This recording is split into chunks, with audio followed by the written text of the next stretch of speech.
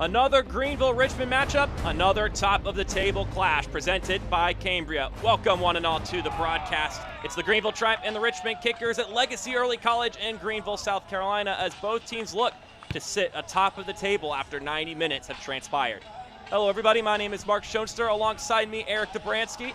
We're gonna have a lot of fun here today in Greenville, South Carolina. And, I mean, you look at the standings, Eric. Yeah, two of the best. And what a matchup we have in store tonight. And as we enter the final third of the season, these two teams will match up twice, including tonight's game with the season finale at Richmond on October 15th.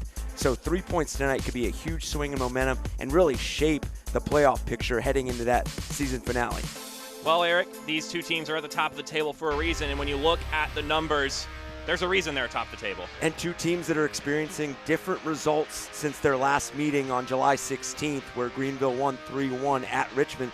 Greenville has gone 0-1-2 and has conceded 8 goals, only scoring 2 in that span, whereas in Richmond, after that 3-1 loss, they've gone on a 3-game win streak, and they've only conceded 3 times, scoring 7 goals total. Well, someone looking to break through that Richmond back line is Lucas Coutinho, someone Harks highlighted as maybe a key to this game. Absolutely. He's so dynamic in midfield, has the ability to not only be a playmaker, but join the attack as a late runner. In the final third, he has the ability to create his own scoring chance, and then that creativity 1 versus 1. He is our Erlong Associates and Sotheby's player to watch for the Greenville Triumph. And you know who the big bugaboo is on the Richmond side of things, Emiliano Terzaghi, scoring madman. He is tied for the league leading goals for a reason. Unbelievable reading and recognition of available space, along with converting various chances, whether they're first or second phase of the attack. Greenville will need to be aware of him at all times and what space he exposes. The Argentine magician can score goals from anywhere inside the penalty area. Greenville looking to keep him at bay tonight. Richmond will be looking to acquire his services throughout the 90 minutes of action. We got a fun one coming up. It's number 1 against number 2, the Greenville Triumph and the Richmond Kickers. We've got the first half, lineups, and kickoff coming up next on ESPN+.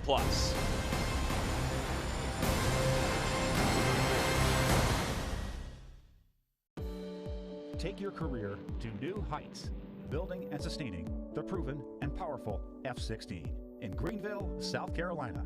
Join us. Apply on LockheedMartinJobs.com/Greenville.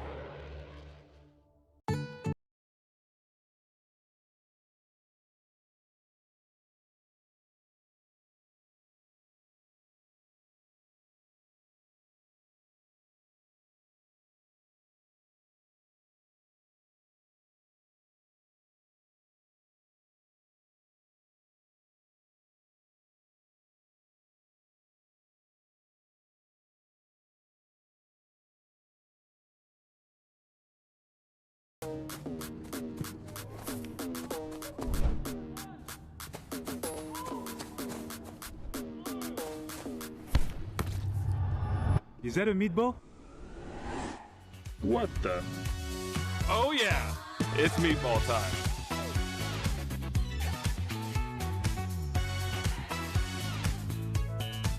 Limoncello, the official pasta and proud sponsor of the Greenville Triumph. My name is Ryan Mackey, high performance coach for the 2020 USL League One champions, the Greenville Triumph. We are Greenville, South Carolina's pro soccer team, and we are 3-time USL League One finalists. Premier Medical Laboratory Services is a lab that we trust for fast, accurate medical diagnostics, and they keep our athletes on the field healthy and safe. We know we can rely on them to provide the results that we need on our way to becoming the next USL League One champs. Take your career to new heights, building and sustaining the proven and powerful F-16 in Greenville, South Carolina. Join us. Apply on LockheedMartinJobs.com/Greenville. USL League One match is sponsored by Cambria Hotel Greenville, proud sponsor of the Greenville Triumph.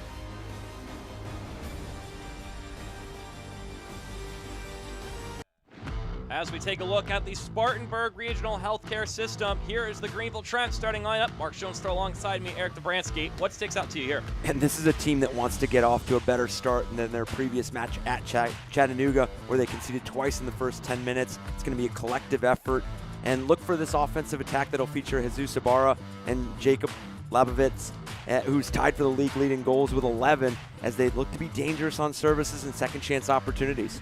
As we pivot over to the Richmond Kickers side of things, very familiar lineup for Darren Sawatsky's side, always sticking to their guns here. And their recent form has been predicated on solid defensive performances, and tonight will be no different. It's a back line that's anchored by Dakota Barnathan and Jalen Chrysler. On the attacking side, they're very opportunistic as they face a Greenville team that's conceded 8 times in the past 3 games.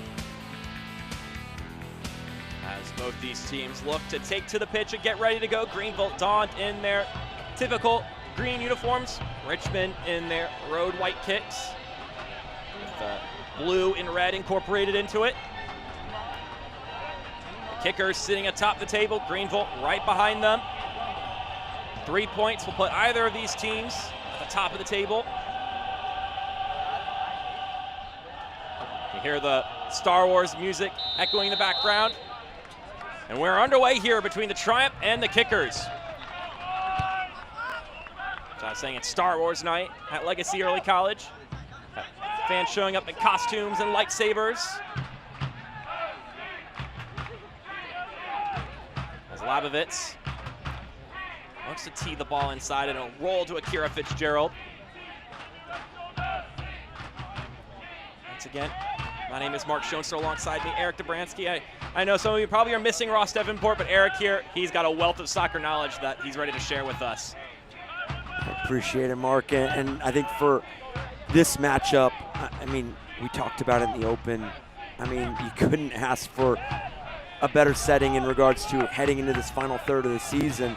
Both these teams to the top of the league, both doing it in solid performances in both boxes, defensively and offensively. Obviously, we talked about a little differences in the past 3 games since they met on July 16th, but it's been tremendous from both sides, and 3 points can go a long way as they approach that season finale when Richmond hosts Greenville on October 15th.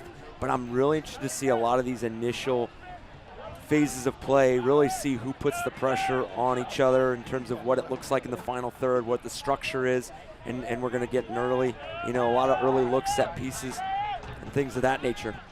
Well, you're talking about what's going to take to get 3 points for either of these teams. Let's talk about what it may take if our Harper General Contractors building blocks to the game, starting with Greenville. It's about the early opening of the game. Yeah, not the start they wanted at Chattanooga on August 6th, conceding twice in that first 10 minutes.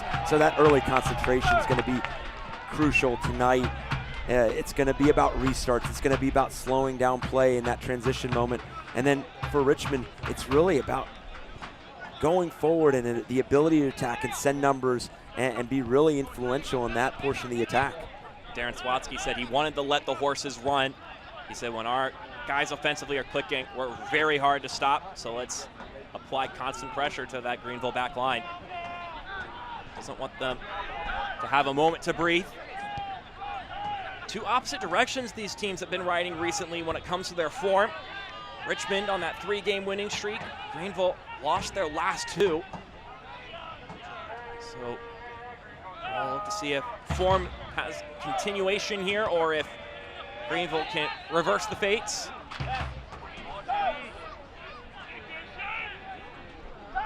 Smart shrugs off Moran, sends the ball inside, headed away.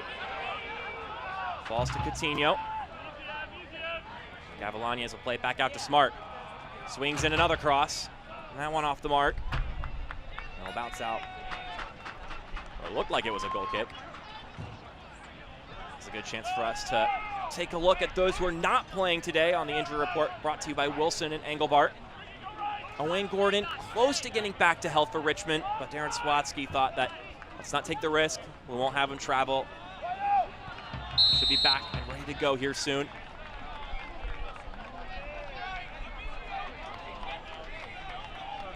And you navigate the injuries throughout any season, as a team, but then what you look at that's going to be so fascinating, especially with 2 teams that sit atop the league, is how do you continue to build on previous matchups? You talk to both coaches, and they really stressed the balance between looking at that previous match on July 16th, growing from different moments, but obviously understanding that every game has a life of its own.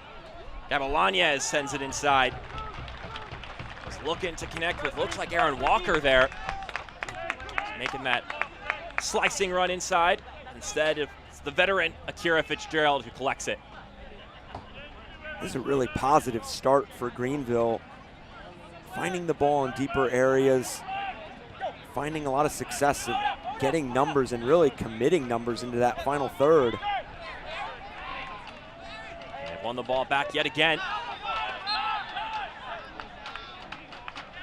You'd think there's a bit of fire in their bellies right now after the recent results. And talking to John Harkes, he said this week's been the best week of training we've had in a long time. And I mean, obviously that says a lot about the professionalism and the approach from the Greenville players, their staff, the organization, because you're coming off two really tougher games in terms of even just the last, the 5-1 at Chattanooga, but you go and watch that game, and even talking through with John Harkes, it's just, there was moments to equalize, there was a number of moments to equalize, but you emphasize that there's just areas in games that are game-changing plays, game-changing moments, and even though the score line says 5-1, you know, there was times where, whether they find the equalizer before halftime, they opened up play a bit to find the equalizer as well, and that just leaves you open to get transition, a couple moments where Chattanooga really exposed them. But it sounds like it's a Greenville side that really understands the structure and the game model, and just know they really need to execute some of those final details. Yeah. I mean, I also think it's just an indicator of a team's quality when you're on a 2-game losing streak. You just lost 5-1. That can go one of two ways. You can get really down to the dumps, or you can get incredibly motivated and intense for a weekend. Well, absolutely, because then to your point, you've conceded 8 goals in 2 games. I mean, that's a tough little stretch there, and you know, you could definitely be reeling confidence-wise. And then I think John Harkes said it in our call, was you get a really quick test with a really good Richmond team that's coming in wanting revenge from their home loss against Greenville on July 16th, as we mentioned, and a team that sits atop the table. This is a Richmond side that have had quite the brutal stretch logistically recently. Been traveling across the country back and forth, some midweek games, and they've been able to come away with some results, with 3 points in most of them. And Darren Swansky said that the best teams in the world have a knack for winning despite the circumstances. And he said you have to adapt. Sometimes you're not going to have your legs. Sometimes you're not going to be able to play a way you want to play. And he said you can't even stick to just one strategy, or else teams will find you out. This league will chew you out if you do that. Handling the variables is something that they've been able to do very well recently. And he had just such incredible points when we spoke to him this week. Was, yes, you have your game model. Yes, you have your structure of play. You have the areas that you want to influence, whether it's on the ball, off the ball, what you want your structure defensively to look like. But you have to have the ability to adapt and be resilient to what the game demands. And you know, you brought it up a number of times, is, you know, it'd be silly if you almost kind of stuck to the same thing and didn't adapt to those moments. And as you mentioned, it's really benefited Richmond to be resilient and adaptable. They found a number of results, and as you mentioned, on the road, and really picking up key 3 points. Road trips to Northern Colorado and to North Carolina FC were very different matches, but 3 points nonetheless. And as a coach, you always tell your teams this game, and every game is going to ask you different questions, and it's about whether you can answer them and in what areas and at what moments do you answer them. Chance for Richmond to progress forward for the first time. They'll spray it out wide. Ethan Vanacore-Decker, the newest acquisition. That ball will zip inside from Emiliano Terzaghi, playing it out from wide. it suffered a deflection, so it's going to be a corner kick, our first of the evening for either side. This being a PNC's corner for kids. So we'll see what these two teams can do in the set piece department, both attacking and defending. Ethan Bryant will be the one to deliver this corner kick.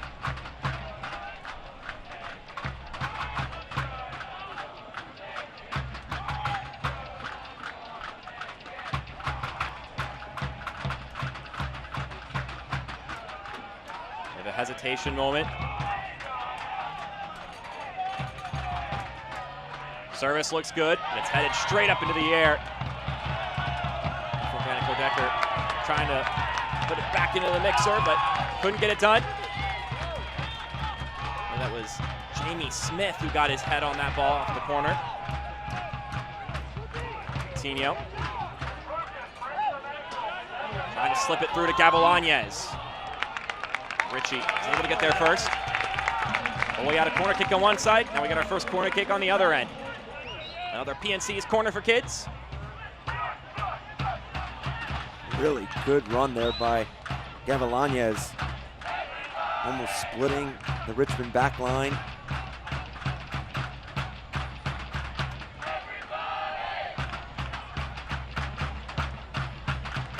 Sparse players around the 6-yard box. Greenville loading up top.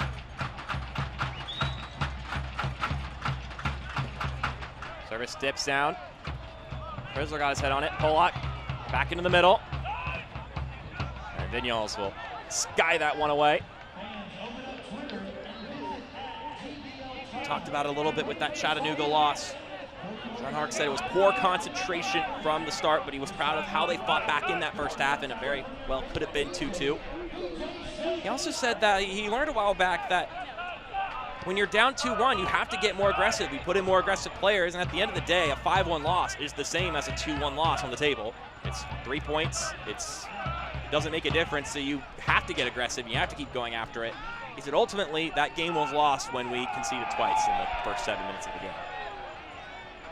Yeah, goals change games, and I know that statement's very obvious, but when you concede twice in the first 10 minutes, it just makes it very difficult to really execute the game plan, you know, what you were looking to do, because now you're just chasing the game and really trying to, and they did a good job of cutting into that lead, and then you watch the first half, and they had opportunities to make it 2-2.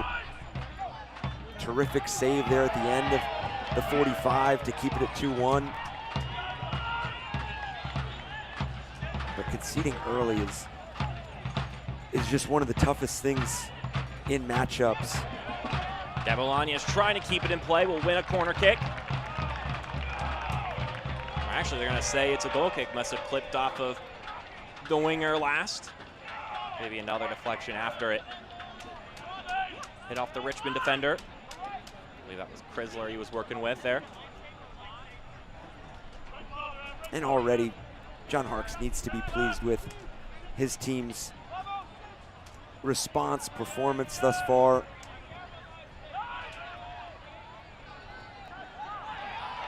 Pollock threads to the middle for Labovitz. Labovitz tries to tuck it home. It's just wide of the far post.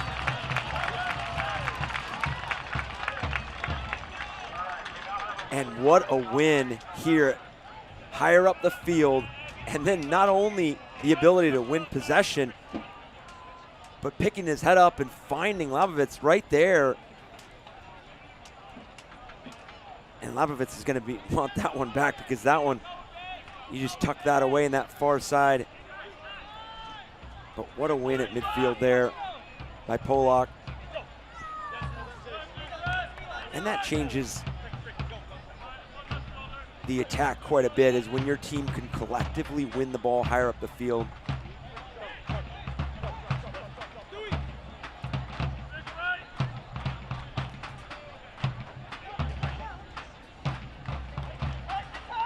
That's going to cause the other team to second guess every pass they make too. Celebrating its 75th anniversary, Select is proud to be the official match ball supplier of the USL League One. Choose what you play with at www.selectsportamerica.com. Select, league's choice, player's choice.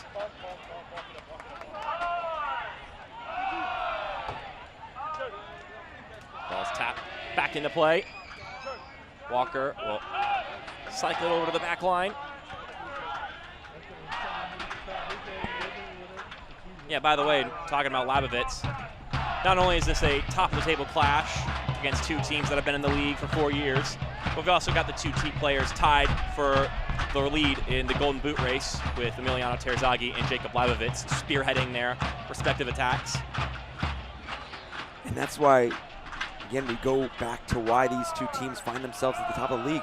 They have the offenses that create those opportunities. Obviously, the two leading goal scorers in the league, but then defensively, they just really buy into what their identities are as a team.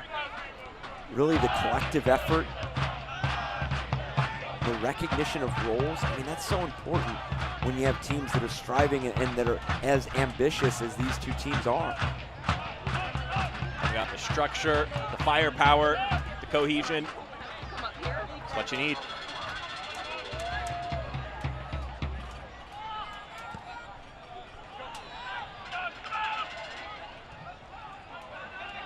Jamie Smith playing in that right back spot, usually the position of Nate Schultz, but not in the 18 today. But Smith, a versatile player, and actually his natural spot. We got to talk to Harks in the beginning of the year, mainly plugged in as a center back throughout this season, though. Here's Jonathan Bolaños. Back and healthy again. Such a dangerous player. He's able to win the corner kick, deflecting it off of Evan Lee. Does well to block that squared pass. And I think this is where Richmond here early on can really gain momentum and really find a rhythm here is on these set pieces. They had one earlier with Ethan Bryant, and Darren Sawatsky was very open about how they set up their set pieces in terms of the layers they have, so that if option 1 isn't there, option 2 and 3 are there and they're available. So these runs are going to be very dangerous. Ethan Bryant. Second corner of the day. That one only finds Jacob Labovitz. Richmond will look to cycle it back around once again. The flag will go up and stifle that opportunity. Trying to find Emiliano Terzaghi, 11 goals in the season, of course. Darren Sawatsky said that any soccer junkie will use their own vocabulary to describe things, but to put it simply about Terzaghi, he's good at scoring goals, and we play to put him in scoring positions.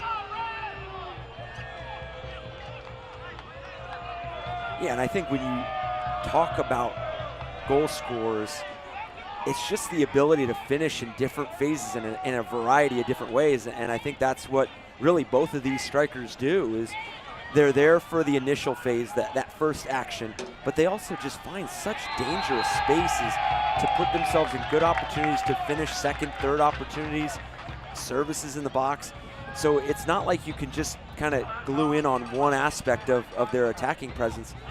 It's just they're able to attack in such a variety that makes it so difficult. Certainly not one-trick ponies. Yep. Ibarra wheeling around one player. He's able to connect with Don Smart. Loads of space for Smart. The veteran ships it into the middle. Gabalañez now rips a shot, saved. Akira Fitzgerald protects the near post. And what you have to like, again, from Greenville is the interchange in the buildup. You see Don Smart there with the run in behind. You saw it with Gavalañez earlier. You've seen it with Lucas Coutinho. They're really free-flowing right now and playing with a lot of confidence. This PNC's corner for kids will be executed by Don Smart. Here's his ball. Akira Fitzgerald punches it, still in the fray. Ethan Vanacore-Decker able to take some contact there, draw the foul from Fricky. Missed his first game of the season when they went to Chattanooga. sort of an Iron Man on that back line at the center back position for Greenville, both this year and in years prior.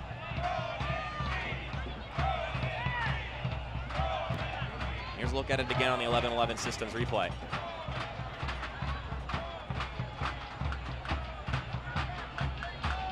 Of course, Ethan Vandekoor-Decker, really the first big trade in League One history, mid-season. Came over from the Northern Colorado Hailstorm. He's just looking to get fully acclimated to Richmond and Darren Sawatsky's system. Was named to the USL League One Team of the Week, along with teammates Fitzgerald, and then obviously Terzaghi as the Player of the Week. Throughout the season, you kind of always knew Terzaghi would be in that Golden Boot race. Took him a little while to get going, even though he scored the first goal of the season in the entire league. Suddenly he's kicked it into high gear, and lo and behold, 11 goals. Yeah, the 2020 league MVP, 2020 Golden Boot winner.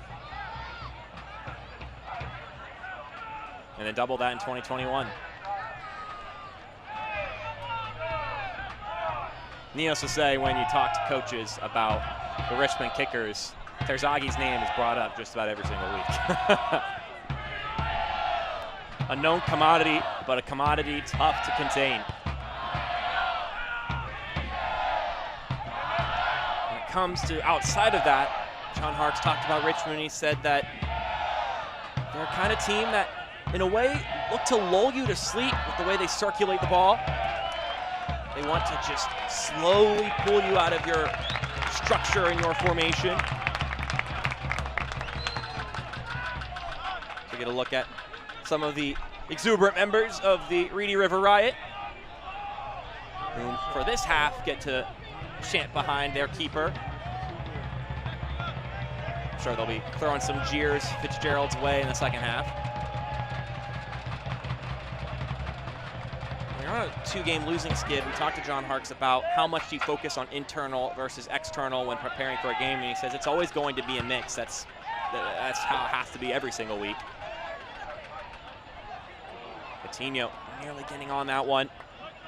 Making sure that Fitzgerald came out for it, collected it with his hands.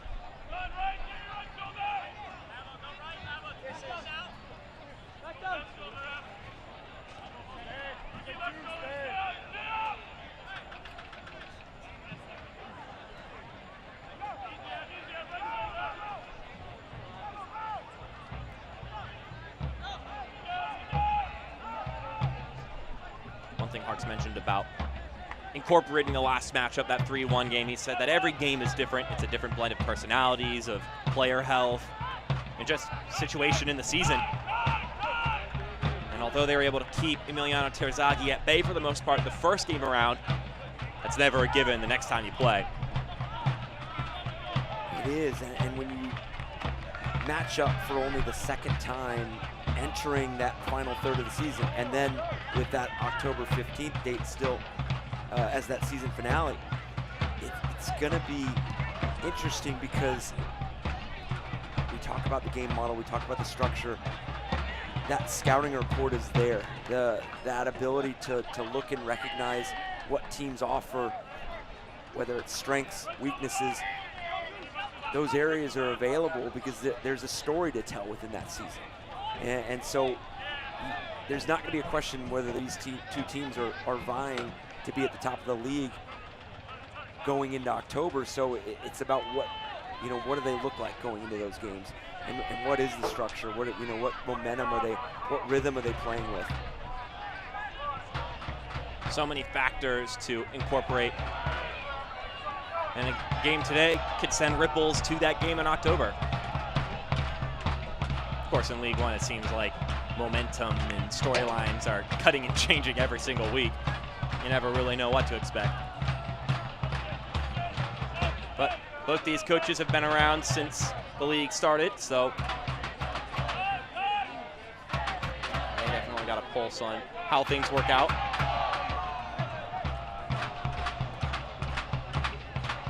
Service comes in, couldn't connect with the Greenville head. Ethan Vanderkoor-Decker jostling with Tyler Pollock. He's able to keep the ball in Richmond's favor.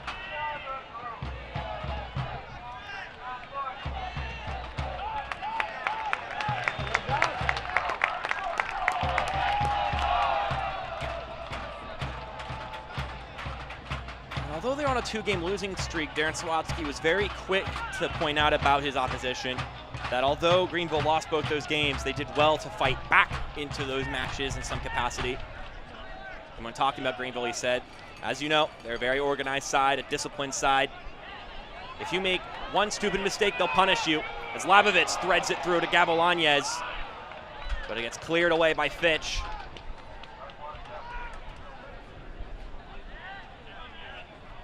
The moment you make a silly mistake, you're going to regret it if you play Greenville.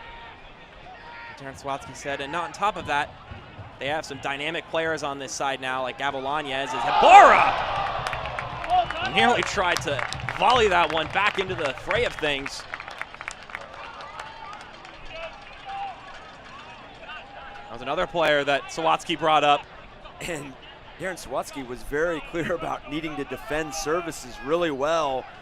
And for Greenville, it's not only that run by Labovitz, but it's that run by Ibarra.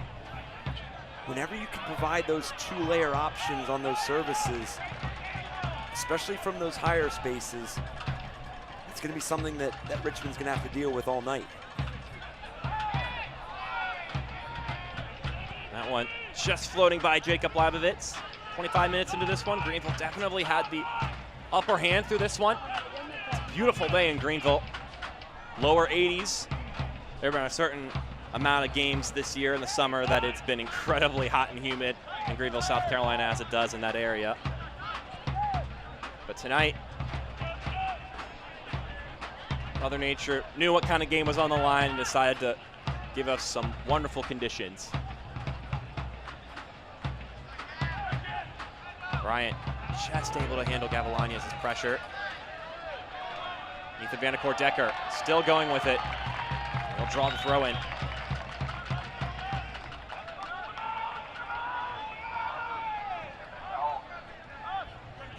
Don't miss a minute of the action in 2022, whether your club is on the road or at home.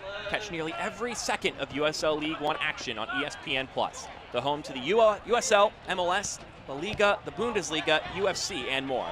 Sign up today at plus.espn.com. Tons of soccer to watch now on ESPN+ with all the leagues in Europe getting going.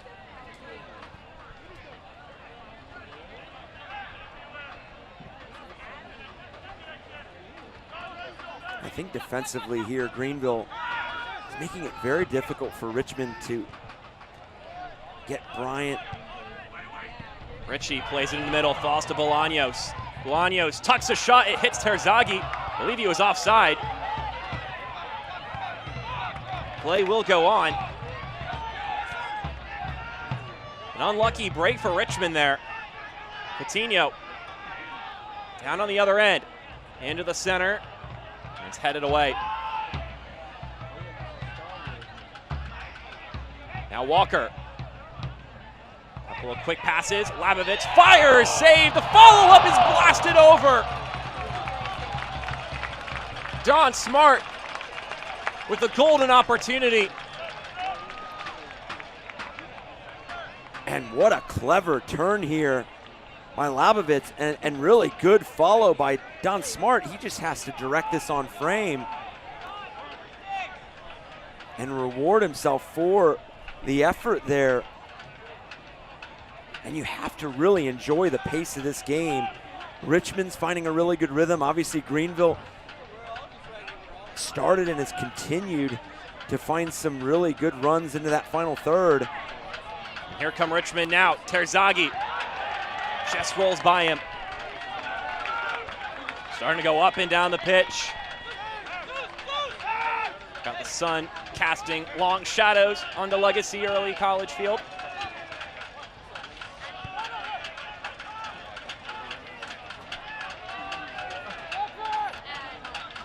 Some long balls for long shadows.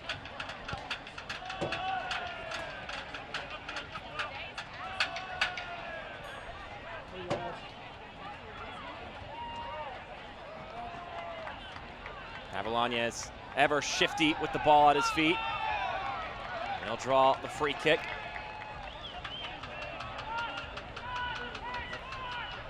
Either of these teams, you see the ball go up and down the pitch, you know it just takes one moment as this ball skips across the goal line for a goal kick.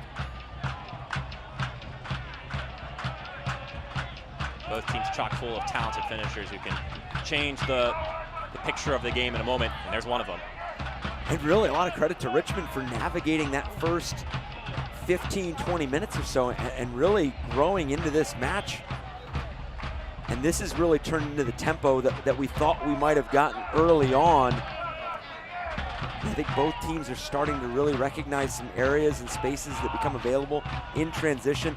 But again, I'll go back to it. Greenville defensively, when they have to absorb a bit of pressure, they are doing a tremendous job of not allowing Bryant, Moran, and Vinyals to get on the ball deeper in that final third, who really can initiate some of the playmaking.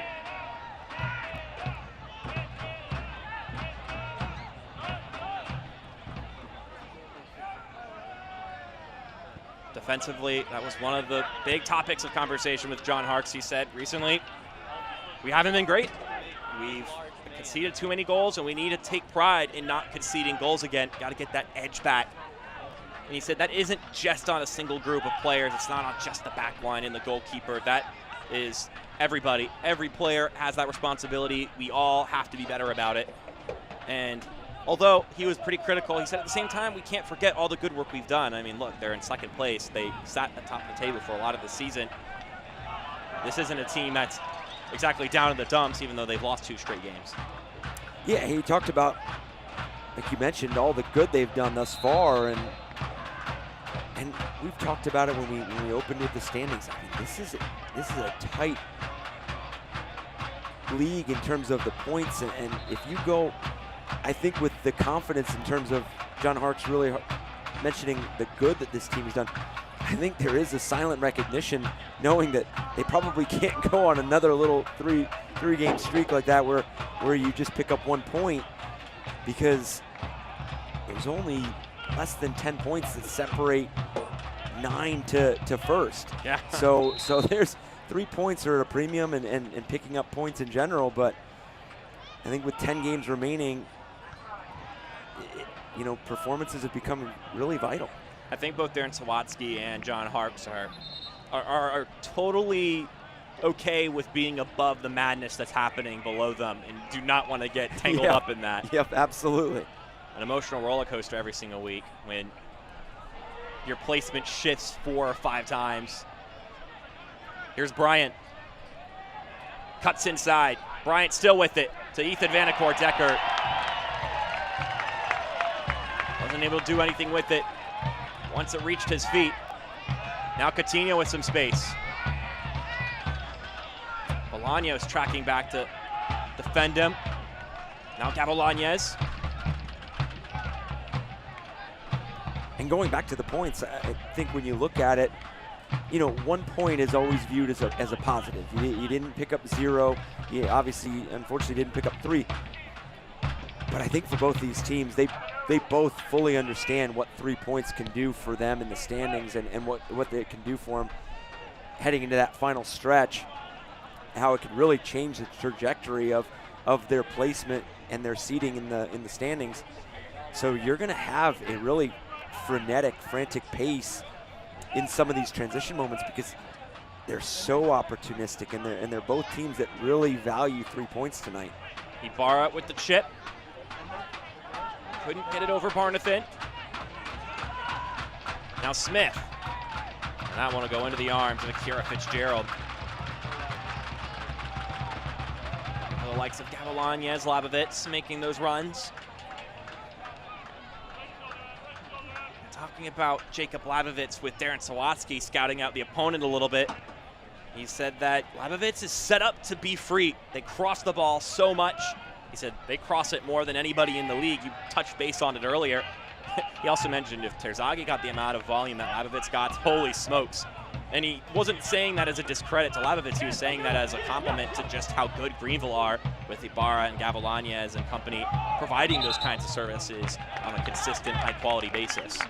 Yeah, and I think what really is highlighted in both these teams is ideas stay ideas without the execution portion. So I think both these teams have a game model and a structure and really, a route to success, but you have to execute, and these are two teams that do it at a high level and really with a lot of quality.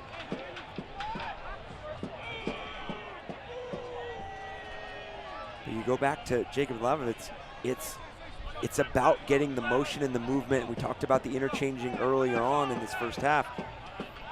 It's about freeing him up and really preoccupying Richmond or any opponent's backline with the movement and the interchange, and then that'll allow Labovitz to explore different areas and really find himself in dangerous space. Free kick for Nil Vignals and the Richmond Kickers.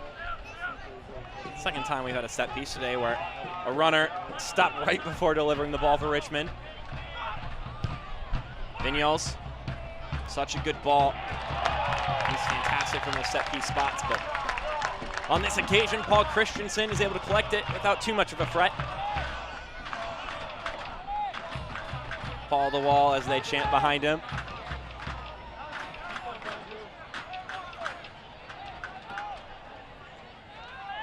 And even with this upbeat pace that we've seen the last 10 minutes or so, really neither keeper has had to step up and make a game-changing save thus far.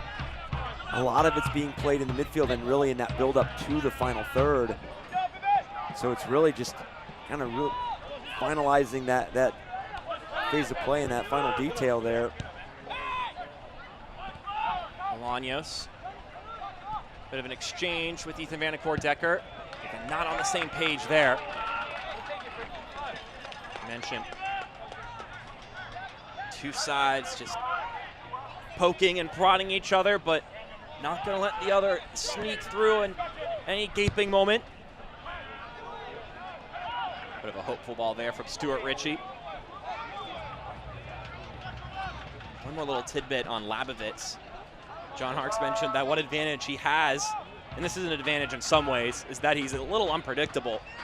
And he mentioned that you want consistency in your strikers, of course, but Labovitz has missed some easy ones and has made some hard ones, which makes it hard for the opponent to expect what is he going to do next? Where is he going to go? What's he up to?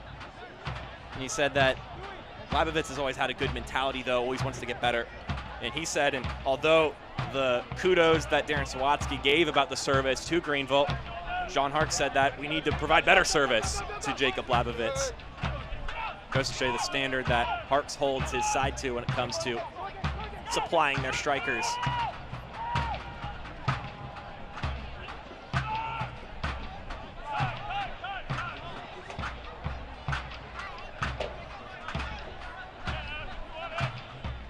Evan Lee has a chance to hold it. He'll play it over to Polak. Two guys who have been a part of this Greenville team since its inception.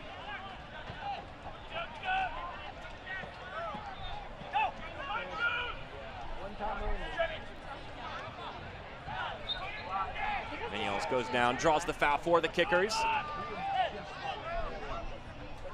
It is a busy, busy day in USL League One. A lot of matches. Already had one today. Fuego winning 1-0 over North Carolina FC. And we'll look at some of the other scores at halftime, which is coming up here soon. Not too long. Appreciate you tuning in and joining us today on this one. I'm sure it's not too hard of a sell if you're a League One fan, though. Number one versus number two. What more needs to be said?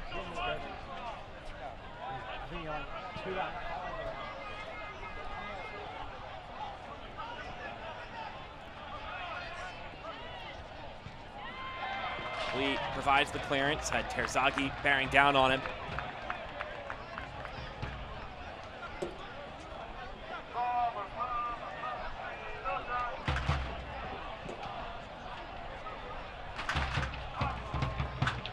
Both these teams are pushed to find a goal here before halftime. Something to hang their hat on before they go into the break. Simon Fitch will be the one to throw it. They don't have their throwing expert Nathan Ani on the pitch right now, the guy they always seem to rely on to launching a ball here from these spots in the attacking third.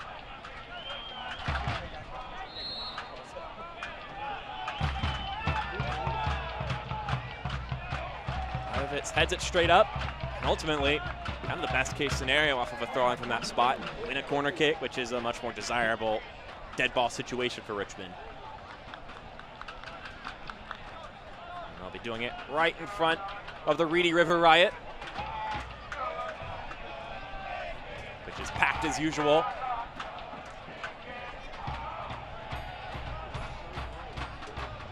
Another Ethan Bryant service incoming. Barnathan got his head on it. Too high to be a second service, but not accurate or fast enough to be a shot on target itself.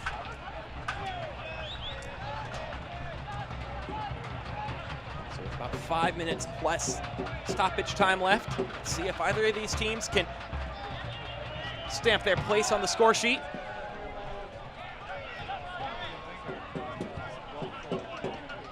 Both teams doing a good job of neutralizing each other's strikers right now. Yeah. Really only Labovitz had that one chance, and that's about it for either of the two marquee players. And I think I said earlier that both keepers haven't had to make yet a game-changing save, but obviously Fitzgerald making a really good save against Labovitz when he had a turn in that right-footed strike that Don Smart almost had the rebound, but other than that, both strikers being held at bay and really limiting their opportunities. Priority number one defensively for each of these sides when they're facing the ball. And sometimes that attention opens up a moment for a teammate or another player to really expose and really highlight the characteristics in the final third. And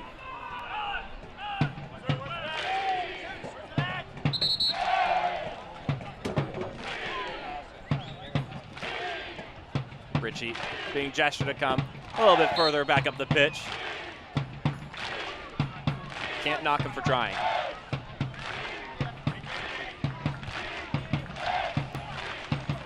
Here he is with it.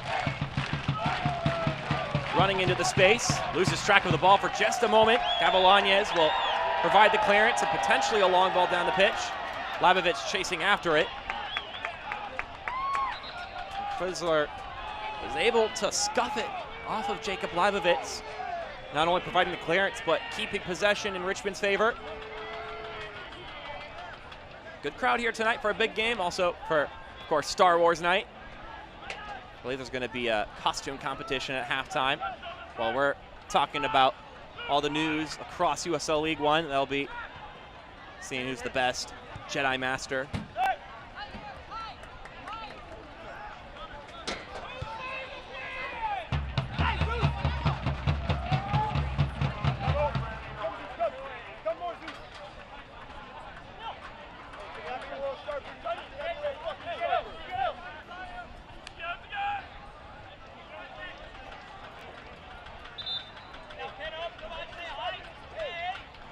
There for Greenville. Another Richmond throw.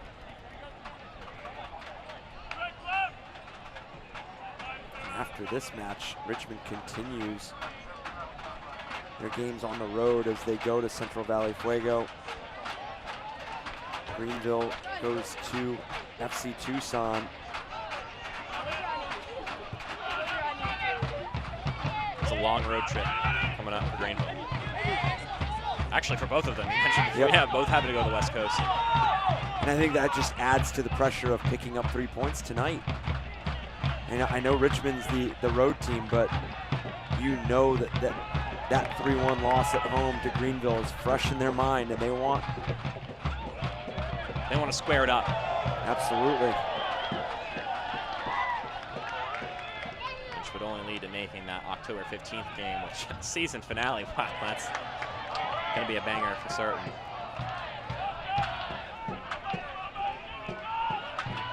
Bryant just splits the gap there to Vignoles. Sends it forward for Bolaños. Now cleared away. Bolaños, such a deadly player. Another guy who's been, for the most part, been kept at bay today.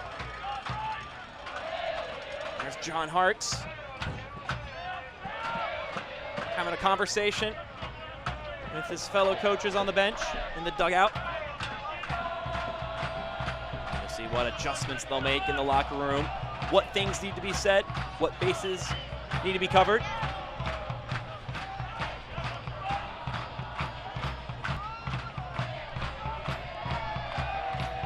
And a chance for another corner kick for Richmond. Another PNC's corner for kids. Maybe the last chance of the half.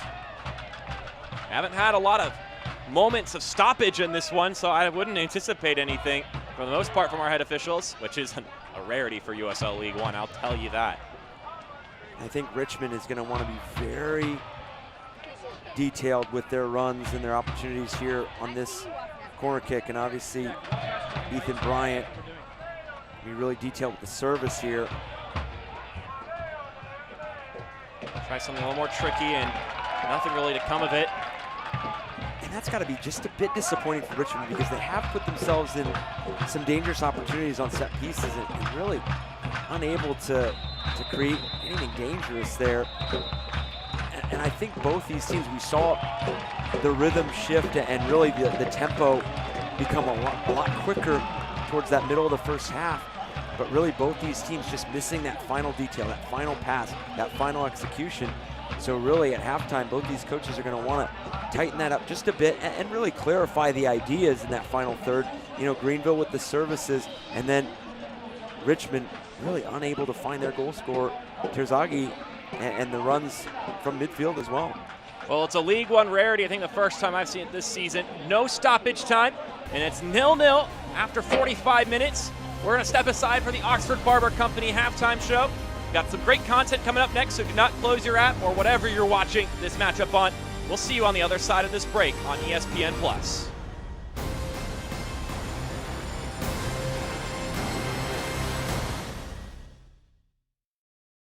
There's no substitute for hard work. You have to put in the time. Dedicate yourself to the goal. I didn't make it to the Hall of Fame on my own. I had a team and we worked hard together. I had coaches and a playbook with the answers. It's no different in business. Now I own a Janny King franchise because they've got the winning playbook and a team that supports me. Get in the game and get ready to shine. Go to JannyKing.com to get started today. The unstoppable spirit lives inside all of us. For Matt and Lisa Kuhn, it's fueled by family, with a business backed by an unbreakable bond and a passion to innovate. They've become leaders in last-mile transportation. That's why First Horizon is proud to celebrate unstoppable spirits like Matt and Lisa. From the first stop to the final destination, we use our understanding to keep our clients on their unique path to success.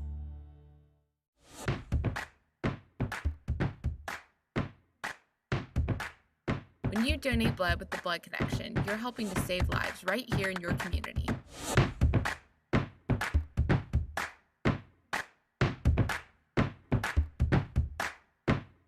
Donate blood with the Blood Connection, your community blood center.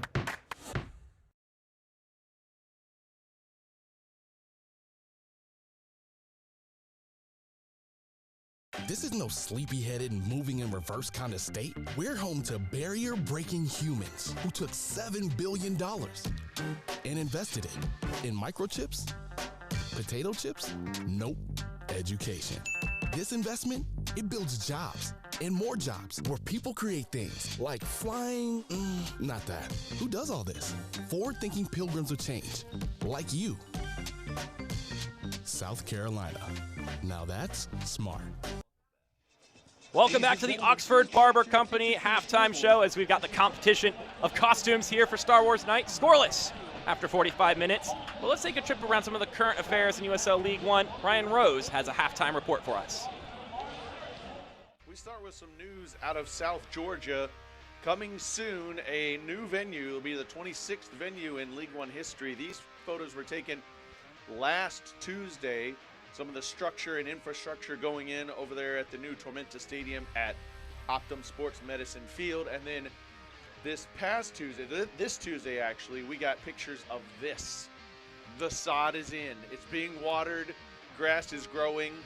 A stadium is forming. They hope to play some matches there before the season ends. We go to Wednesday, though. There was one midweek game. North Carolina was stormed out in Tucson back on July 30th, so 2 weeks between games. There's Nicholas Holliday, the 16-year-old, making his fourth start. There's Australian Mitch Osmond in the back. 5 in a row unbeaten for Madison, 3 clean sheets in that time. And plays like this are why Gebhardt threw strong, saved by Holliday, and then Abdu Baki Jam puts home the rebound, second of the season. And that makes it 1-0, and that's what the score will be going to the half. We go to the start of the second half. Olex Anderson for North Carolina up the left channel, tripped in the box by Osmond. That's going to be a penalty. 47th minute. So that will put Garrett McLaughlin to the spot for North Carolina to try to level it. He takes it. He makes it his 9th of the season. More on him in a moment. That's his 3rd PK this year. That makes it 1-1, beating Reiko Arozarena. A little bit later, McLaughlin almost gets another. Breaks loose on a bad pass back, but Arozarena there to make the save. And then the 76th minute, Jaden Cervania, another save. 3 saves for Arozarena. We go to the 86th minute. Cervania involved again, this time tripped up by Mikey Maldonado. Unfortunately for Maldonado, he got a yellow in the first half. So that yellow in the second half means Madison will be down a man for the final 4 minutes plus stoppage. They go 7 minutes of stoppage. This is a wild finish. This is the end of the game right here. 90 plus 6. Jeremiah String denied by Holliday. 3 saves for him. Final save of the night, but it's saved off the line. It doesn't go out of bounds. Gustavo Fernandez keeps it in, which extends the game. And Eric Leonard's dispossessed. Anderson goes up the left channel again. He caused havoc earlier when he got fouled. He fights his way up the left side, breaks loose, looking maybe for McLaughlin. It goes all the way through to Christian Lou Young, 90 plus 7. That makes it 2-1 North Carolina. His first for North Carolina. He got a goal last year with Fort Lauderdale, and North Carolina wins it 2-1. What an exciting finish. And that got us thinking about the Golden Boot race, because McLaughlin got his 9th. That gives him obviously 9 for the season. He's in 3rd place by himself. 6 goals in his first 8 matches. So this is his first goal Wednesday since June 25th. 8 goals in his first 11 matches. Now he's got 9, and he's chasing down 2 gentlemen ahead of him. That goal is from the start of the season at Tormenta. Jacob Lavovitz for Greenville, 6 goals in July. He is the co-leader with 11. He didn't score his first goal until May 28th. So all 11 goals in his last 13 matches, and he's one of 3 players in League One this year with a hat trick, and all those 3 goals happened at Richmond on July 16th in a 3-1 win. Speaking of Richmond, here's Emiliano Terzaghi. Maybe you've heard of him.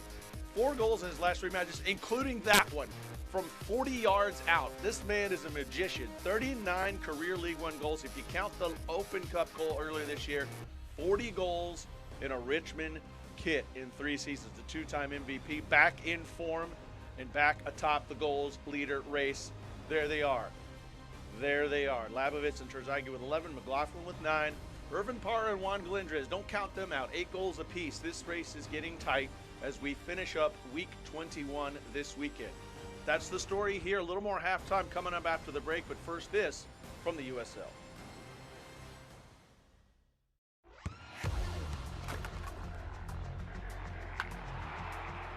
We all have goals. But let's be honest. Most of us aren't going to be professional athletes. But if your goal is to finish your degree, we can help. Come to a university that puts your goals first. Bellevue University, your partner in finishing goals. I'm on a routine.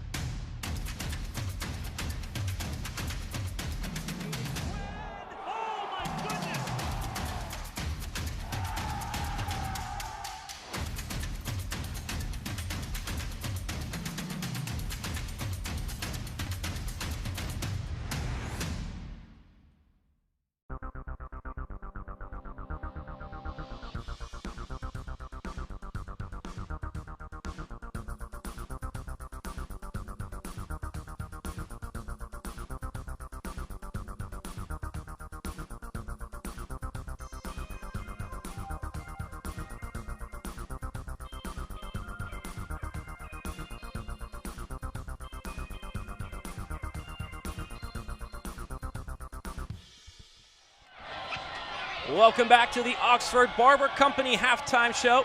It's goose eggs on the scoreboard between number 1 and number 2 in the league in the Richmond Kickers and Greenville Triumph. We still got some news and notes to cover.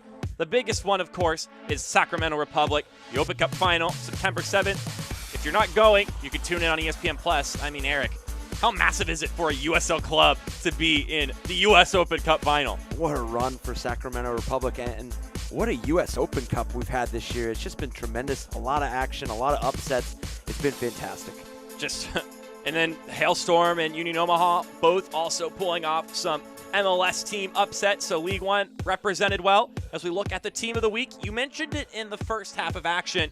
4 players for the Richmond Kickers on the team of the week. They've been outstanding recently. Emiliano Terzaghi, of course, though, has been the most outstanding. Yeah, when you have three-game winning streak, I mean, just performing at a high level, and obviously Emiliano Terzaghi doing a tremendous job of really leading this team offensively, but a lot more action here in the second half from Terzaghi and his side in terms of what they're trying to do in the final third against this Greenville Triumph team. And with that, the second half is impending. We've got the second 45 minutes coming up on the other side of this after the highlights and stats here on the Oxford Barber Company halftime show. Stretch Zone, their certified practitioners perform each stretch, which isolates and stabilizes those muscles. They do all the work, you get all the benefit. Whether you're looking for increased performance or greater mobility, Stretch Zone can help you realize your goals with their stretching sessions. I've really found a difference in the flexibility in my knees and my walking pace and whatnot, so I'm very pleased with the progress in 2 weeks. Come experience the difference today. Stretch Zone, Greenville and Clemson. The unstoppable spirit lives inside all of us. For Matt and Lisa Kuhn, it's fueled by family, with a business backed by an unbreakable bond and a passion to innovate. They've become leaders in last-mile transportation. That's why First Horizon is proud to celebrate unstoppable spirits like Matt and Lisa. From the first stop to the final destination, we use our understanding to keep our clients on their unique path to success. When it comes to banking, would you rather be a customer or an owner? At Greenville Heritage Federal Credit Union, our members are owners. We don't have shareholders, so our members enjoy lower fees and loan rates and higher deposit rates. And contrary to popular opinion, it doesn't matter where you work. You can join if you live, work, worship, or attend school in Greenville County. A minimum deposit of $5 in a savings account gives you access to a world of benefits. Visit greenvilleheritage.com for more information on how to join. Federally insured by NCUA. This is no sleepy-headed, moving in reverse kind of state. We're home to barrier-breaking humans who took $7 billion and invested it in microchips, potato chips, nope, education. This investment, it builds jobs and more jobs where people create things like flying, not that. Who does all this? Forward-thinking pilgrims of change, like you. South Carolina. Now that's smart. USL League One match is sponsored by Cambria Hotel Greenville, proud sponsor of the Greenville Triumph.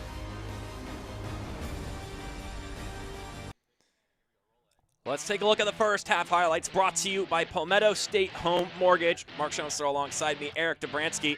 No goals, but a lot of action, Eric. And a really solid start for Greenville. A lot of interchanging, a lot of creativity in the final third, and a lot of services. But along with the services, really good layered runs. They had a number of players entering the box, the commitment to attacking, and here the turnover at midfield.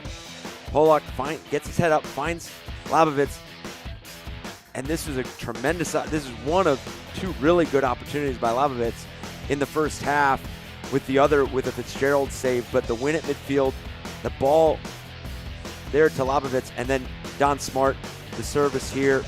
It was really all Greenville in that first 15-20 minutes, playing on the front foot, playing with a lot of rhythm and tempo. But again, credit to Richmond. They grew into the match. They really started to find a lot of momentum in set pieces, and they started to find Terzaghi a little bit more in that final phase. But as you see in the stats, the possession in favor of Greenville. But and Richmond continued to grow into the match. Shots 7-4. Not a surprise, but that save by Fitzgerald is the one that stands out to me in that first half from Richmond.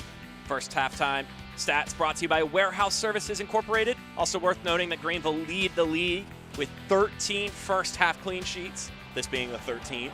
No team has more than that this season. And look at the glowing lightsabers out in the stands. As it gets darker, they'll become more and more visible, I would imagine. Well, we've got half of the equation on the pitch now, just waiting on Greenville to be ready and set. Our head official for today's game, Kyle Johnston.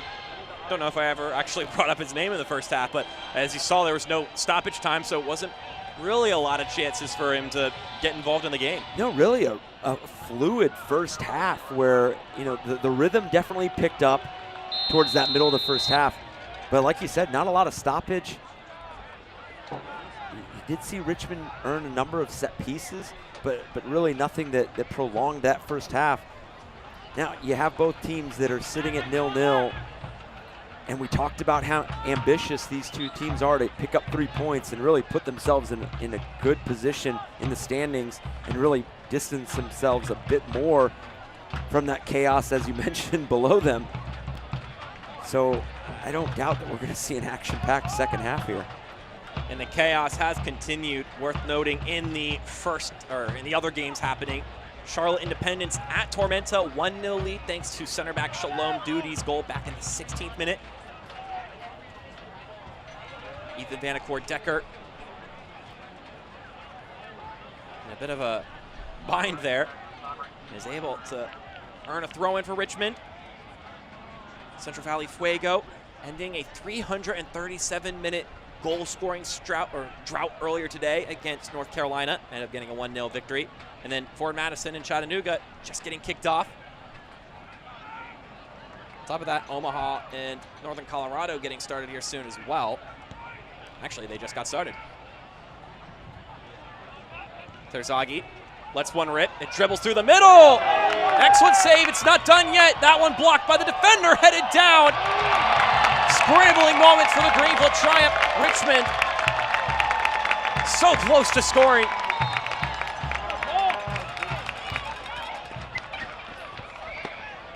And that can come back and be an absolutely game-changing save by Christensen.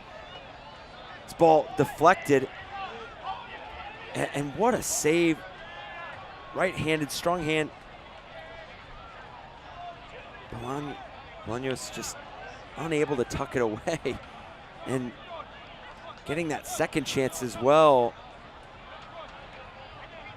Evan Lee doing well there with the heads-up play, heading it to his keeper. And now he's down on the turf.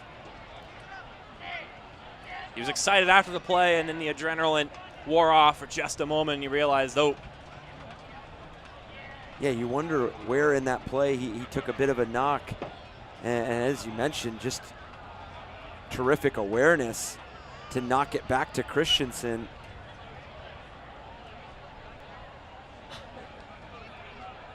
Well, we've gotten things going here in the second half already. Yeah, that's for sure. And it's always tough, that deflection. All the attention goes to Terzaghi. And then Bolaños just finds himself there right at the doorstep of Christensen.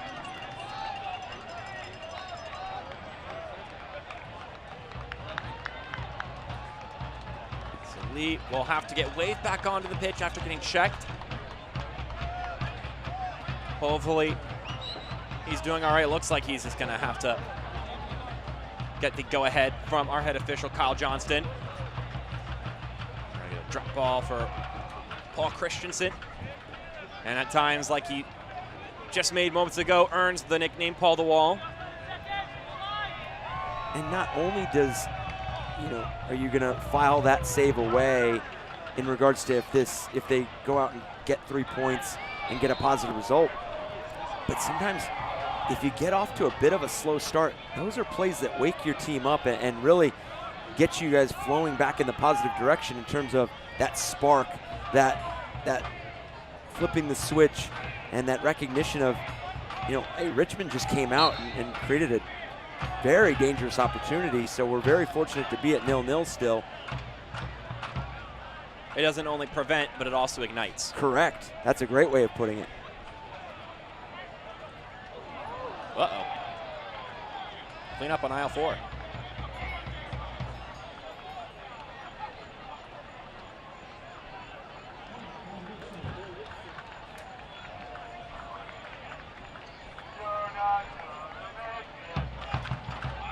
And obviously you frustrate another striker on Richmond, Bolaños, in regards to making that save as well. PNC's corner for kids for Ethan Bryant. Sends the service in. Headed away. It's shielded for Ethan Vanacore-Decker. Terzaghi had to contort his way to a shot there. Now Greenville will spring the counter. Here's Ibarra. Working one-on-one. Cuts it in the middle. Looking to spray it out wide to Gavilanes. Falls to Smart. Gavilanes again. That's one bounce and falls into the arms of Akira Fitzgerald. You've got to hope that Terzaghi's up on the other side of the field.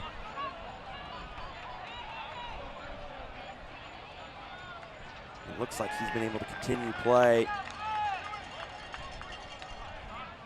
Let the experienced team at Fifth Third Bank help you achieve your financial goals.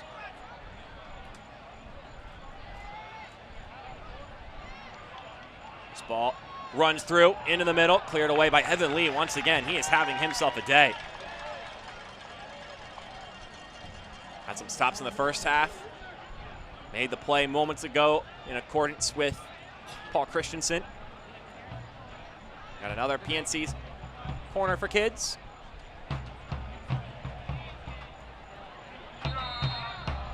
Ethan Bryant. Surveying his options, but first Kyle Johnston having a word with Ethan Vanacore-Decker. This has got to be an area that Richmond has to believe they need to be a bit more dangerous. Ethan Bryant brings it in, headed back into the fray. Christensen ends up getting on the bottom of it. And that's much better, creating that first and second chance opportunity off a set piece.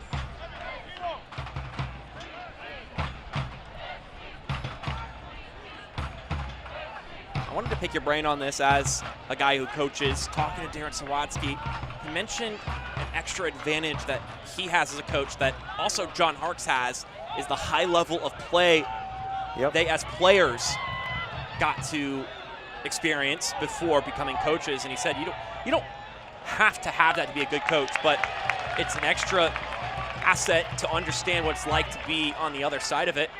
And I mean, I just wanted to know through your experiences working with people how much merit there is to that. Yeah, for sure. And I really enjoyed both perspectives from John Harkes and Darren Sawatsky and our conversation with them this week. And you said it right there at the end. You're dealing with people, you're coaching people. And I think when you have that background at playing at a high level, you just relate to them a lot differently in terms of, you know how to navigate a season. You know the challenges and some of the barriers that can really present themselves throughout a 30-game season.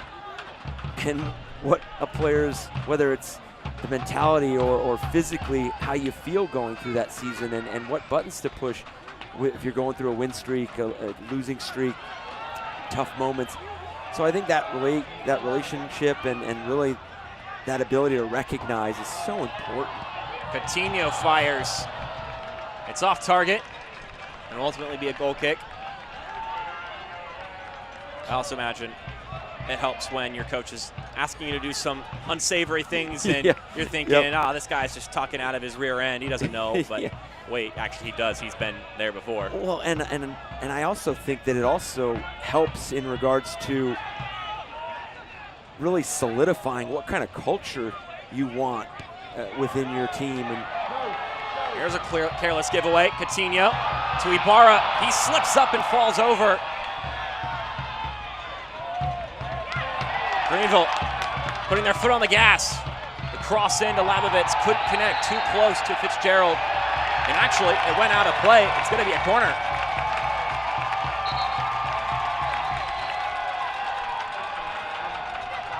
Did Fitzgerald catch that ball and then let it go out of bounds? He might have caught it and carried himself out of bounds. And again, really electric start here for Greenville. The ability to win the ball higher up the field and earn themselves a corner kick. It's another PNC's corner for kids. Alan Gavilanes is there. He's got a man short. It's Don Smart that's beside him.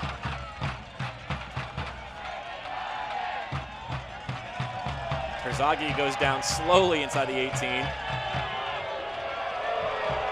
Taking the chance to tie his shoelaces, earning some boos from the Reedy River Riot.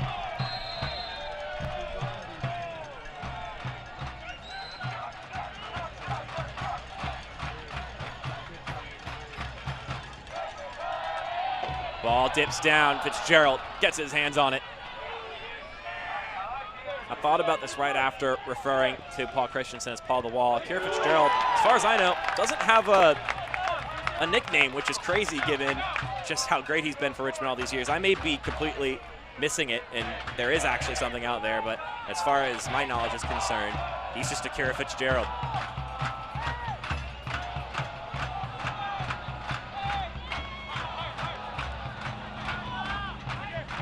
I'm sure he's had a couple throughout his career. 35 years old, seen his fair share of success with different clubs.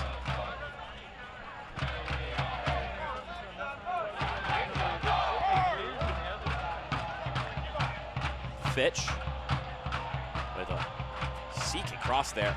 A lot of heat behind that one. Both sides very aggressive going down the pitch, not taking too much time. Gavilanes switching it over to Ibarra, working on Fitch here one-on-one.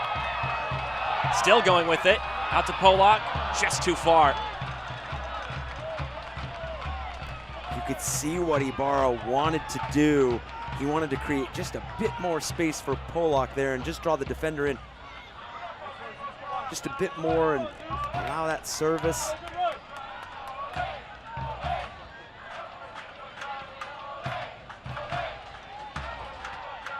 Reedy River Riot looking to enforce some Jedi mind tricks on Akira Fitzgerald. This is not the ball you're looking for. and really trying to help their team to 3 points because we knew this was already going to be a terrific matchup. You have 1 versus 2. And we just continue to harp on the ambition of these two teams. And they haven't disappointed coming here in the second half because you always view it as, is there going to be a team that's going to look at the scenario and say, hey, 1 point is okay, whether it's being on the road or at home. But this is clearly two teams that want 3 points, and that's valuable. Worth noting, of the two teams, it would make more sense for Richmond on the road, and plus a point keeps them at the top of the table. But certainly that's not the intentions of Darren Sawatsky's side to just be okay with a 0-0 draw.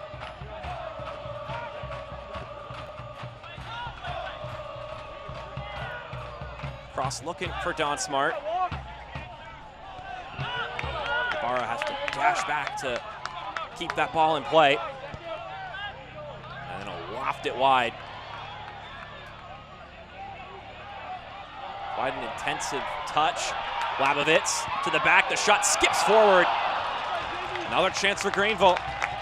Once again, falling into the clutches of Akira Fitzgerald without too much of a worry. Had Labovitz sitting there right at the 6 with the ball. If you're a Richmond fan, you're holding your breath. And that's the moment where the attention falls on Labovitz and it opens up the opportunity for Gavilanes. You almost thought that Labovitz was going to turn and take it on his left foot, but decided to lay it off, and Fitzgerald there to make the save. even after the deflection there.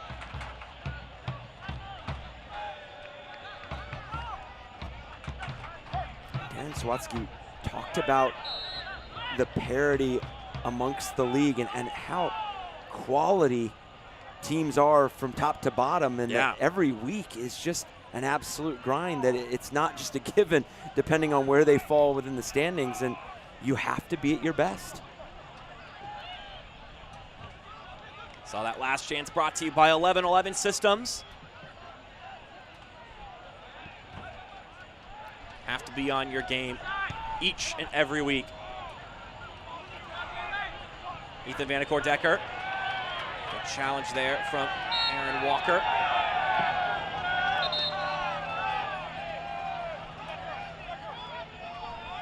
Terzaghi helping up Ibarra. Gives him a little pat and a dap. Can't watch the match? Turn on Sirius XM FC 157, North America's only 24/7 source for engaging soccer talk, including USL All Access Tuesday nights at 7 Eastern. Plus hear live matches from the USL, MLS, English Premier League, and more. All on Sirius XM FC 157 and the SXM app. I hope you weren't tuning in earlier if you're a Manchester United fan, though. Ooh. That's a very tough result for Man United fans today. Well, to be fair, a tough two-week stretch for Man United fans. First falling to Brighton and then the 4-0 to Brentford today.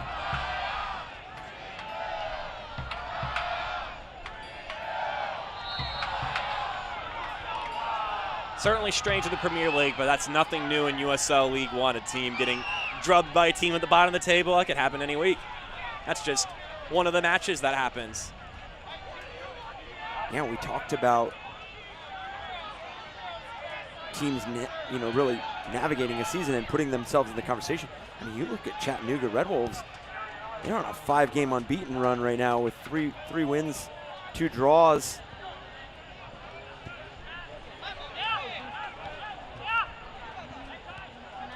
Including that impressive victory over Greenville just last weekend.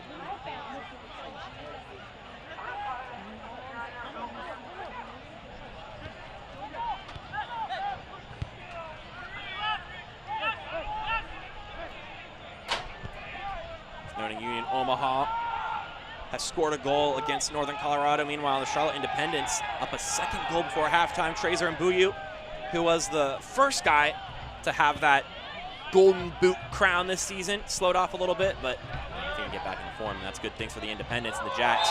But these two teams have been able to stay out of the chaos for a lot of this season, with these teams kind of playing leapfrog with each other throughout the year, which makes 3 points in this game so of value, as we've driven over and over again.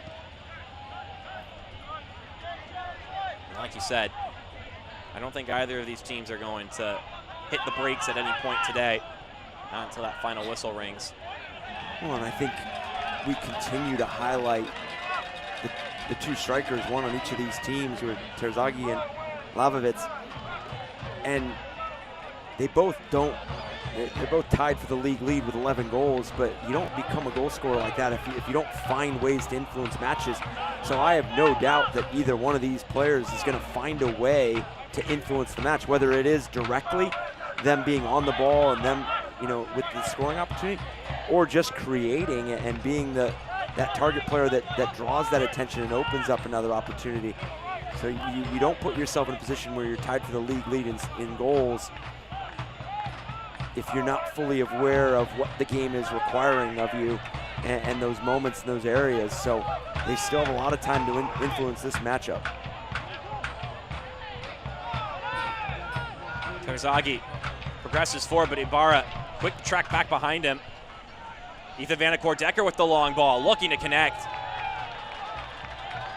He's trying to find a long run from Bolaños. Paul Christensen, though, able to get there in time.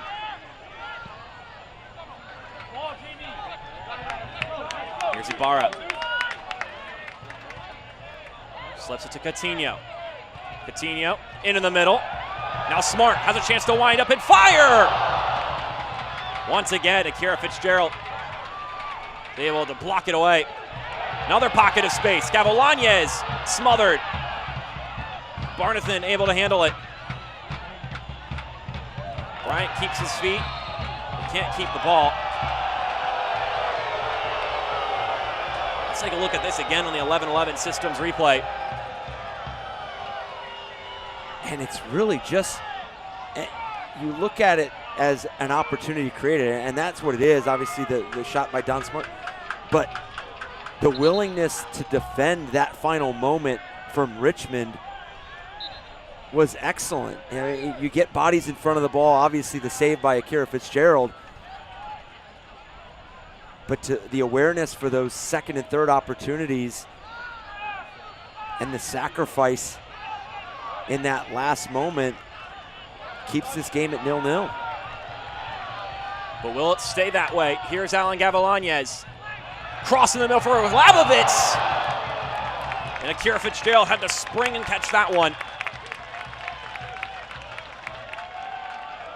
And now for Richmond, they just have to weather this storm just a bit longer so they can get themselves back into a rhythm, because right now Greenville is firing on all cylinders. They're finding ways to not only expose areas in transition, but they're winning 50-50 challenges. They're winning aerial challenges. They're doing a lot of things away from the ball that are so crucial in creating these opportunities.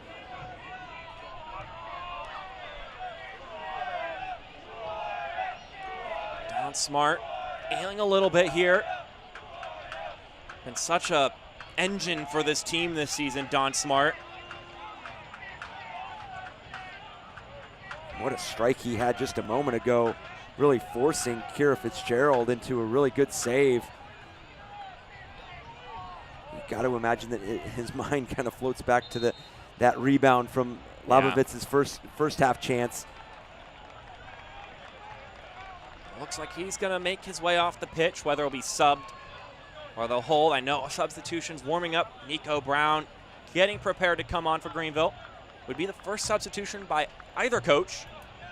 Didn't make any halftime adjustments, and another 20 minutes have gone by, and Sawatsky and Hartz have kept the usual suspects on the pitch.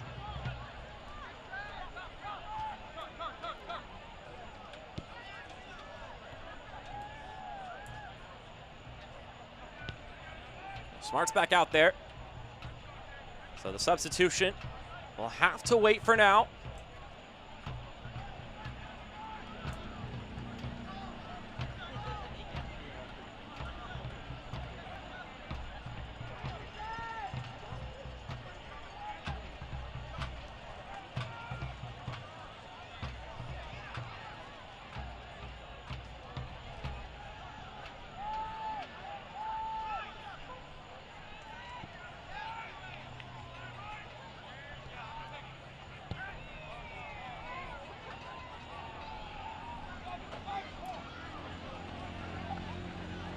Smart gets the clearance off.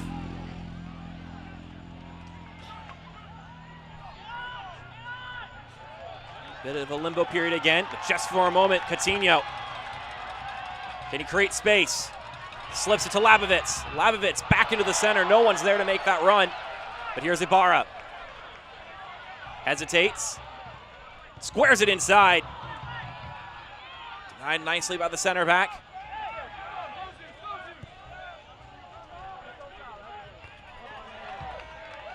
Now Walker.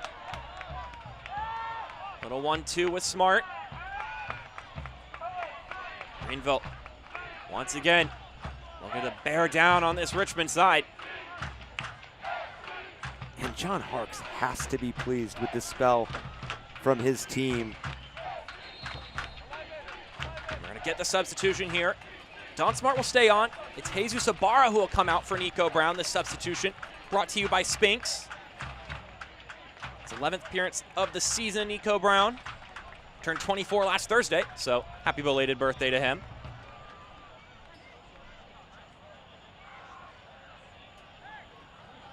We're going to get a substitution as well for the kickers. A dangerous off-the-bench piece in Matthew Bentley. He's going to make his way on for Ethan Vanacore Decker.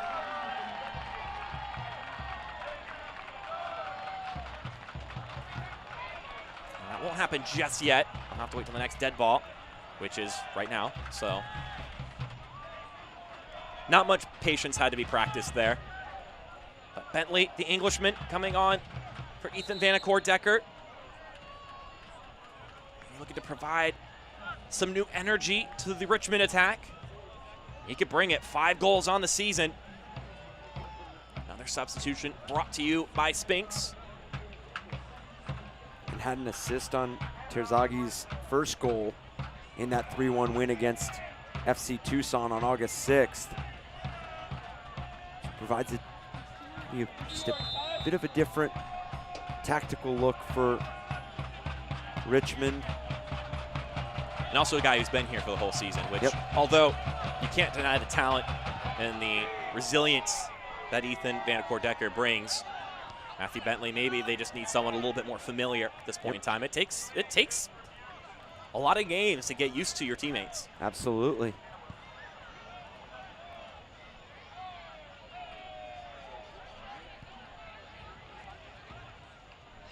Let's see if those adjustments change the look of this game in any capacity. Ibarra was a busy man in this one.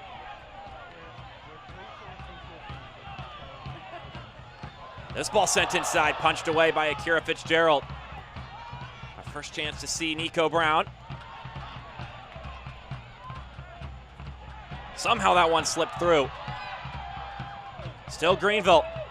Ball in the middle, no one around. Pollock headed it back into the center. And now here's a run for the kickers. Fitch. Looking for the substitute, Bentley. He's able to keep it in play. Matthew Bentley down the right-hand side. Wins the corner kick. Solid introduction there by Bentley, earning his team the corner kick. But for Greenville, you just continue to generate some of these moments, and at some point you've got to convert. And obviously Akira Fitzgerald and this Richmond team are defending very well in that final phase and really executing on that second chance opportunities. But for Greenville, just continuing to create, they've got to convert. And then Bentley here on the other side, earning Richmond a corner kick. And a moment of reprieve at that. Yep. This PNC's corner for kids. Brought in by Bryant, the header just sputters over. Terzaghi, no matter where he's positioned, knows how to flick a ball on target. Have a look at it again on the 11-11 systems replay.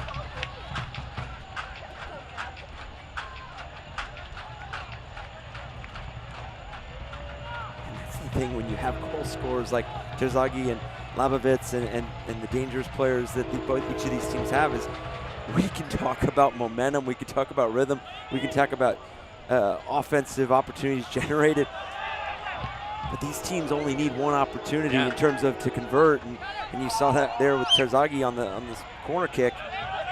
So you still have to be very, very careful. So you could feel really confident about where you are in this match if you're Greenville, but just takes one moment. Yep, and the score still sits at 0-0. And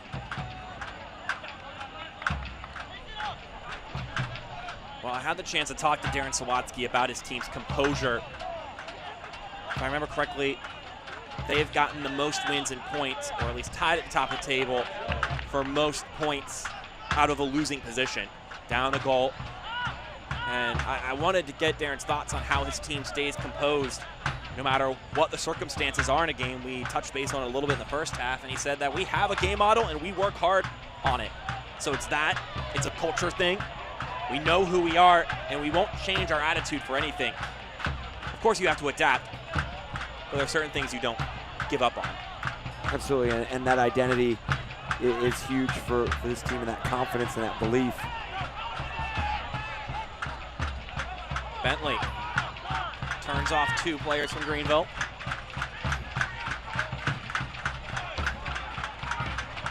Fitch. Ball up the pitch to Emiliano Terzaghi. Oh, looked like it went off the back of Fricke.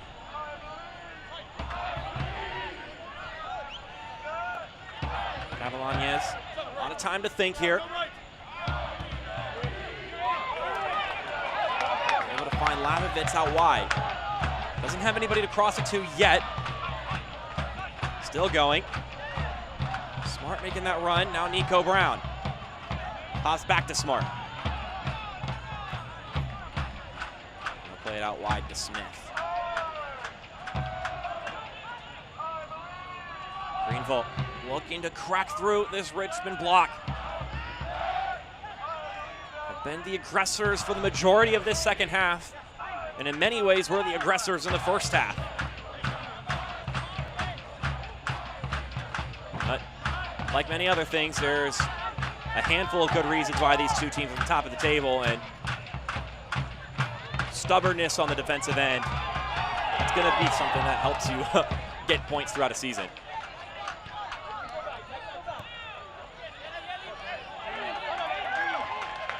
Lee wins it back from Terzaghi.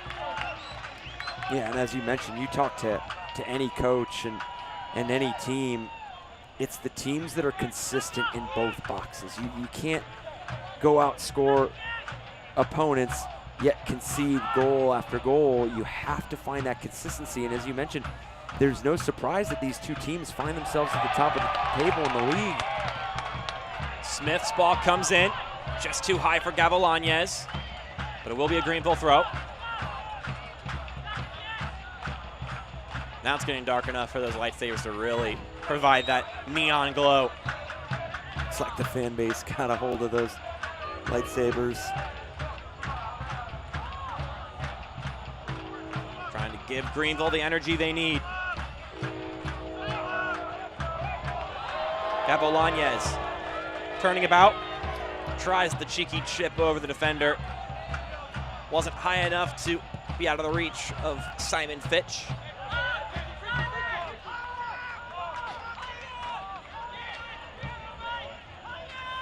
I mentioned it earlier, but really solid performance from Evan Lee and Brandon Fricky. Good possession out of the back, ability to switch the point, really ability to read any of those counter-attacking opportunities.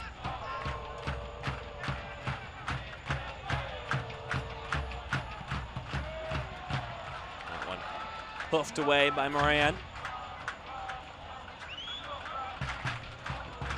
Focal point in this game, according to John Harkes, he said that Moran's the guy that it's got to be important to break through. As we look at Peter Pearson, getting a talk to with Harkes, looks like he's getting ready to come on here soon, getting the very precise and thought out instructions from John Harkes.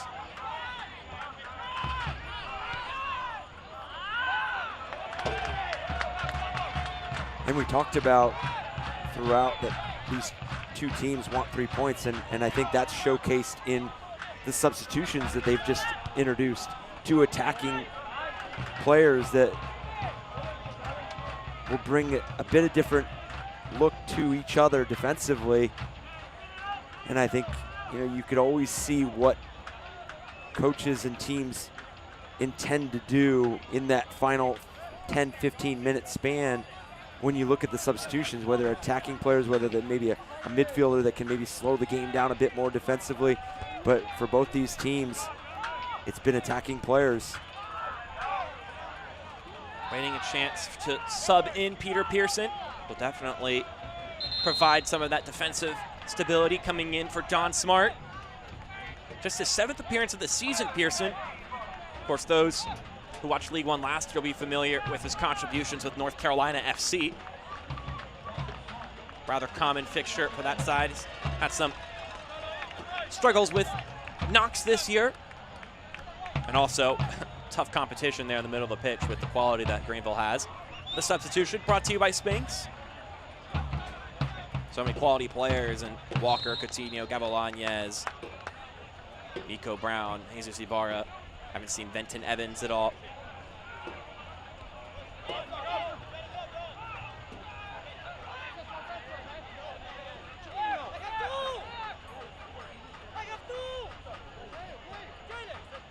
Getting closer and closer to 80 minutes, 10 minutes to go. Again, not a lot of stoppages here in the second half, so I wouldn't expect there to be a ton of time tacked on. It's one of those smooth sailing games where both teams are throwing their punches and looking to leave that blow. And for a 0-0 game, this has been as action-packed as you can ask for. I mean, obviously Greenville really having the better of the momentum here the last 15 minutes or so. But really a back-and-forth matchup that we did expect, but when you do look at zeros across the board, you do tend to lean towards maybe a defensive game, but both these teams have really hasn't been for lack of trying. Oh, absolutely.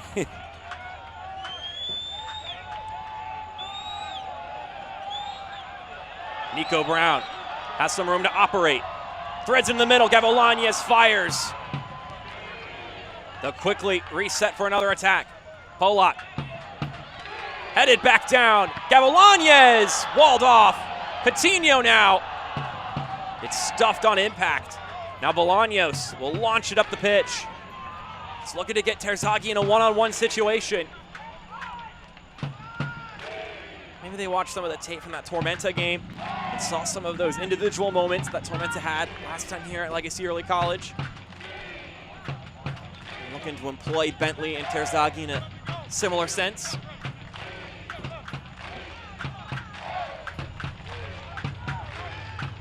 One thing that's interesting about this Peter Pearson substitution is it sort of frees Aaron Walker to go further forward, which he's capable of doing. We'll see if that could be a difference maker, having Walker play a more aggressive role. And as I say that, now he's sitting back. And really a quiet night for Aaron Walker and Lucas Coutinho. Yeah. Coutinho's had a couple of moments, but yep. Lee. Polak in the middle. Here's Gavilanes. Neat pass, back heel to Gavilanes. Takes the shot. It's not on frame. Ripping around the back of the goal. And those are the areas of the field that you want to get Lucas Coutinho on the ball. And you see that link-up play there with Gavilanes, and really the clever ball played in, and you've just had to explore different spaces with Lucas Coutinho tonight. You've seen him have to come back and receive the ball deeper and farther away from goal. And there was a sequence with Gavilanes that you see that creativity, you see that space available.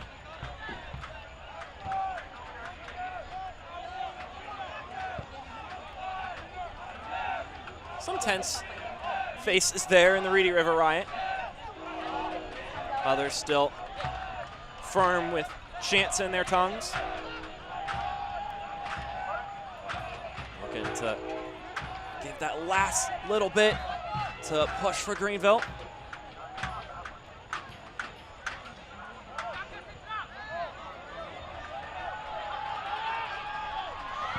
Abovitz nearly with some thievery.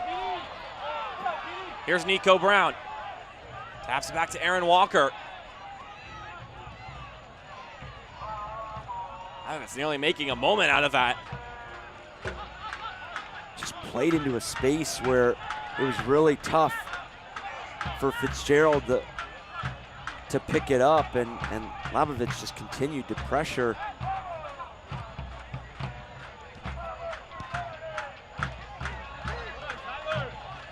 Polak dashing down. Christensen. And not a lot of stoppage. I don't know if we're gonna get a ton of time. Didn't have any allocated in the first half. I know if you're familiar with League One games, you've been watching them this season, sometimes you get an exuberant amount of minutes after 90 minutes. That may not be the case here today, as Greenville ready for 2 more substitutions next dead ball. And it's firepower. Ball comes in. Fitzgerald gets there first.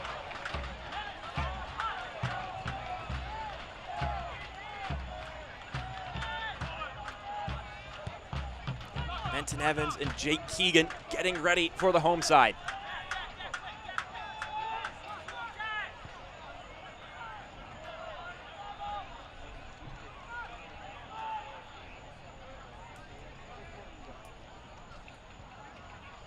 Do Richmond have any more chances left in them? They've been hanging on for the last 20 or so minutes.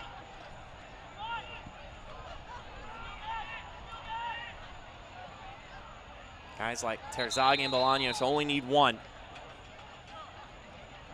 Ball comes out, and we're going to get these two substitutions brought to you by Spinks. Jake Keegan will come in for Lucas Coutinho.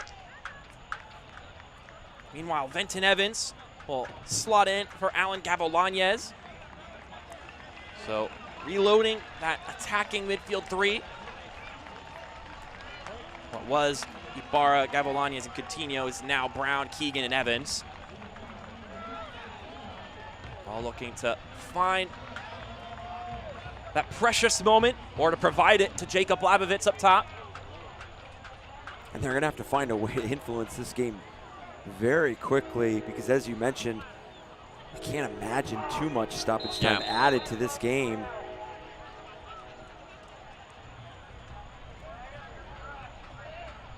A draw keeps Richmond atop the table.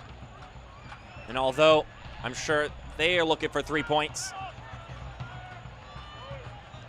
as far as the standings are concerned, they would be the front runners in USL League One after this result, should it stand as it is.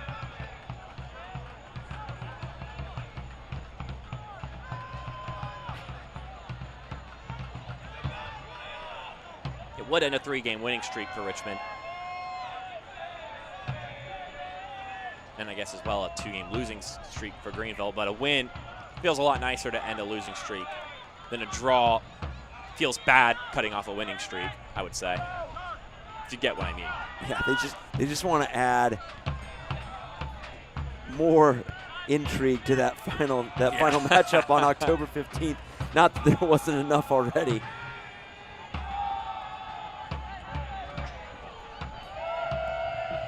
USL League One never short on intrigue. That's something I guarantee. Yeah, I mentioned Chattanooga Red Wolves earlier, and they've taken a 1-0 lead over Forward Madison.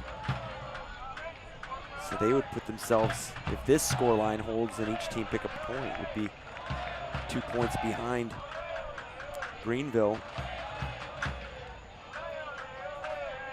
Eric Sawatsky. Maybe looking for his team to, at bare minimum, hang on, but perhaps find one more moment. They could steal 3 points on the road.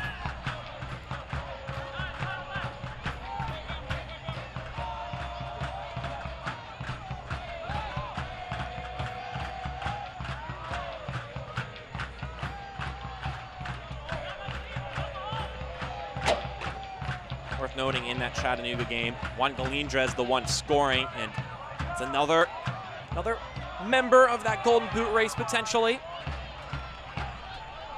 Especially if Labovitz and Emiliano Terzaghi don't add to that sheet today.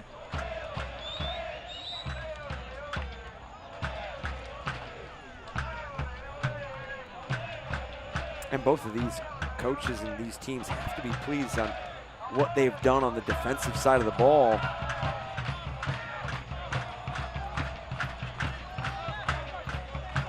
Especially Greenville coming into this match conceding 8 goals in 2 matches.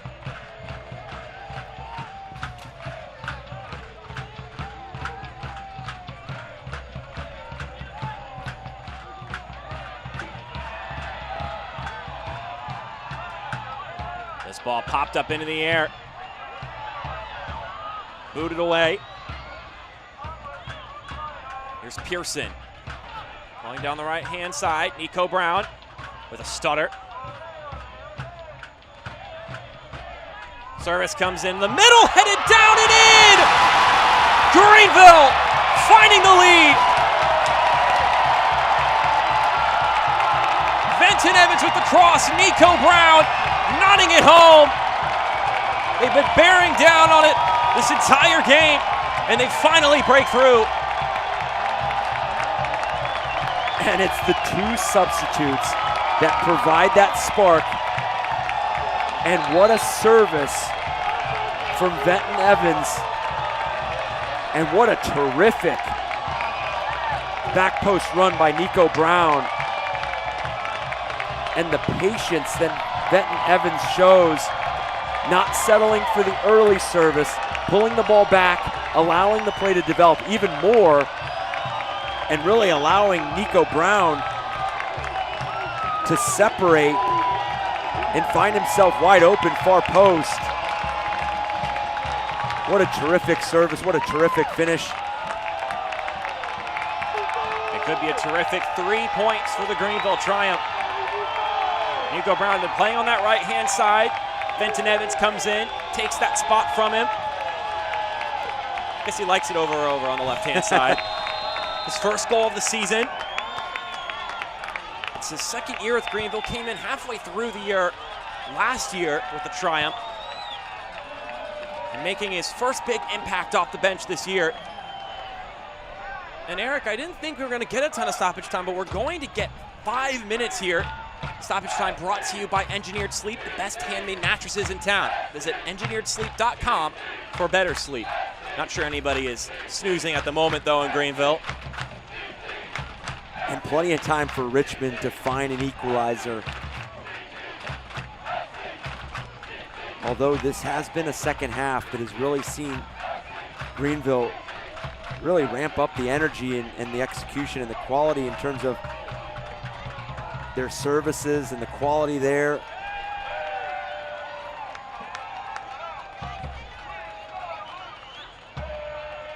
Ethan Bryant.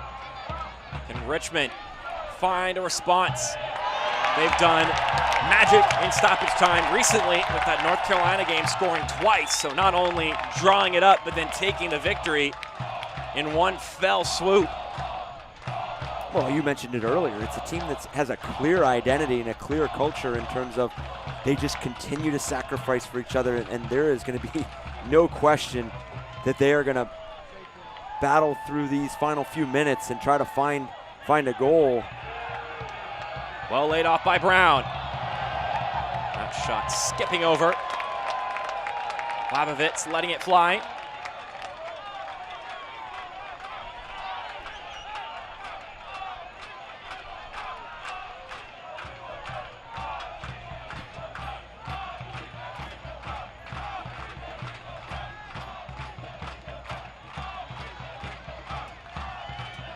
Keegan not going to connect with Venton Evans there.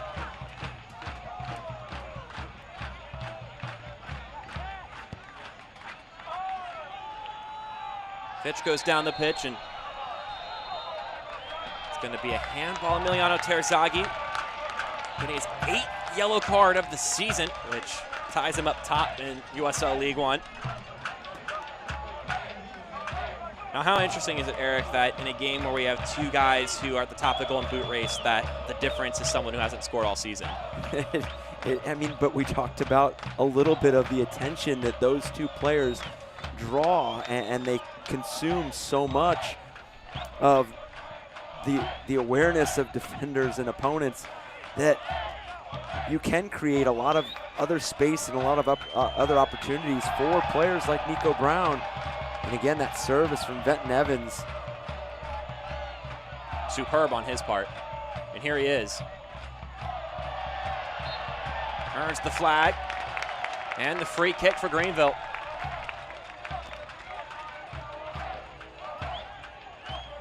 And if it's not a chance to put this game away, it's a chance to milk out that clock. Get this one as close to done as possible.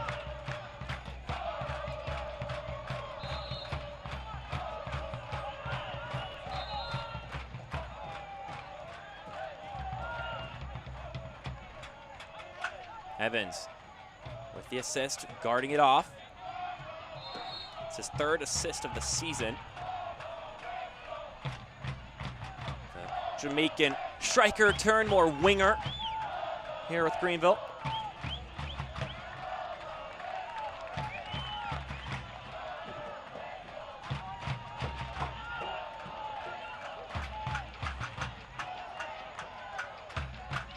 Also worth noting that Venton Evans just recently got called up to the Jamaican national team for the first time.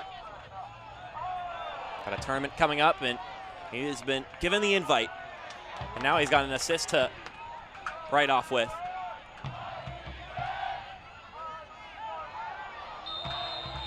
Bentley colliding with Pollock.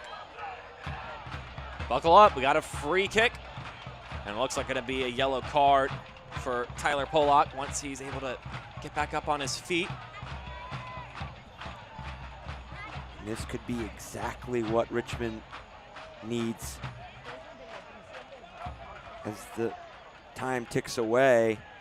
Really dangerous area, and really an area that allows you to explore a multitude of options on this set piece. And there is the yellow card. Pollock's 4th of the year. And when you've got a guy who could deliver as devious a ball as Neil Vignals, yeah, stay on your toes if you're Paul Christensen, that's for sure.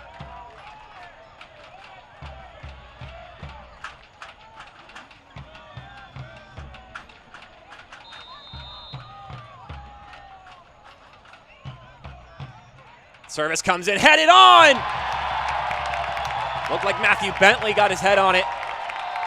But Paul Christensen catches that one safely. And Greenville secure top of the table.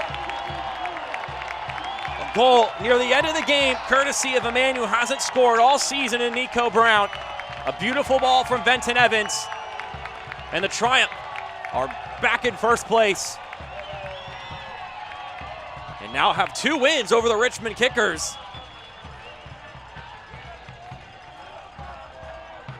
And how are they able to get to this 1-point victory? Let's first look at the save of the game brought to you by Bravo One Protection. Eric, you said at this moment that this could have changed the way the game looked.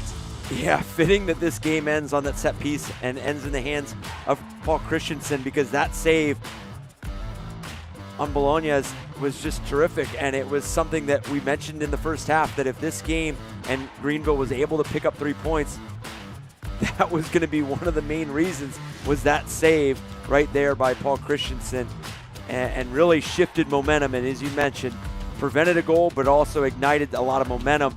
And what a service here by Venton Evans, and what a run by Nico Brown, and really tremendous persistence by Greenville throughout this 90 minutes plus to go ahead and find 3 points and push themselves above Richmond Kickers in the table.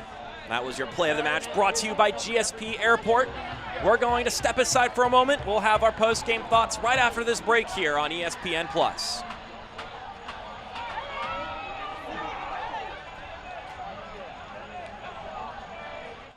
It's not about building a home in just 30 hours for a deserving family with Habitat for Humanity, or about building homes for a national television competition. It's about building memorable experiences with our community, team members, and trade partners that will last for a lifetime. Hunter Quinn Homes, building the difference. Hey, Triumph fans! Whenever the Greenville Triumph score not 1 goal, but 2 goals during a home game, you score big with happy hour pricing and all specialty beers at Habitat. Just bring your game day ticket or tell your server eat more beer to enjoy these special beers paired with fresh, scratch-made food. We also offer an extensive menu of cocktails, wines, and a great place to watch all the away games of the Greenville Triumph. Swing by Habitat and cheer on the team. Habitat, proud sponsor of the Greenville Triumph. With Academy Sports and Outdoors, you can take outdoor fun to a whole new level with just a touch of a button, because there's so much to discover on the Academy app. Create your dream outdoor living space that gets the whole family out there spending time together. Master new recipes with just the right amount of heat and the perfect spice or seasoning. And give the kids even more ways to play. Great times are waiting. Download the Academy Sports and Outdoors app today. Welcome back to post-game here. Nico Brown, the hero of this one. Greenville winning 1-0 over the Richmond Kickers in a clash at the top of the table. So let's take a look at how this one transpired, how we got to this 1-0 result. It was a lot of grinding here. on the GSP International Airport full-time highlights. Mark Schoenster alongside me, Eric Dobransky. And we're going to go straight to the second half. A lot of shifts of momentum, and as this was the save of the game by Paul Christensen, the opportunity by Bolognese and the deflection here off the shot by Kazagi. And good follow-up here, good defending. Evan Lee heading it back to Christensen. And then Greenville just really started to pick up a lot of energy. It started to really expose different areas and spaces in transition. Services were high quality, became very dangerous. The commitment to numbers from Greenville. And then the fact that they were winning the ball higher up the field throughout the second half, you just felt like opportunities were coming. Really good link-up play from here, Coutinho. And then just chance after chance for Greenville. Services here by Polak. Good patience.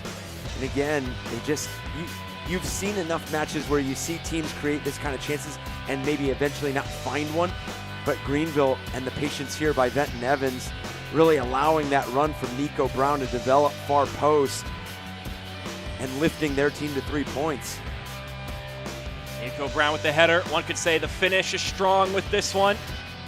As we get to the full-time stats here, Greenville held a lot of the possession in this game, and lo and behold, they're able to get the victory. It's Paul Christensen's 8th clean sheet of the season, so he's continuing to be in that foot race, or save race, as it were, with Rashid Nuhu at the top there.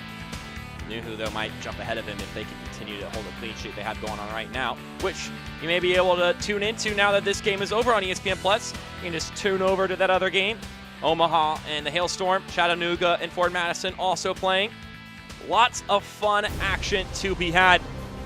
And that is the end of our show here on ESPN+. For our entire broadcasting crew, Eric Dobransky, my name is Mark Schoenster. Thank you for watching this one. Both these teams are going out west. Richmond up against Central Valley next weekend. Meanwhile, Greenville are going to Tucson. But until then, I hope you have a fantastic night, and we'll see you next time in USL League One right here on ESPN+.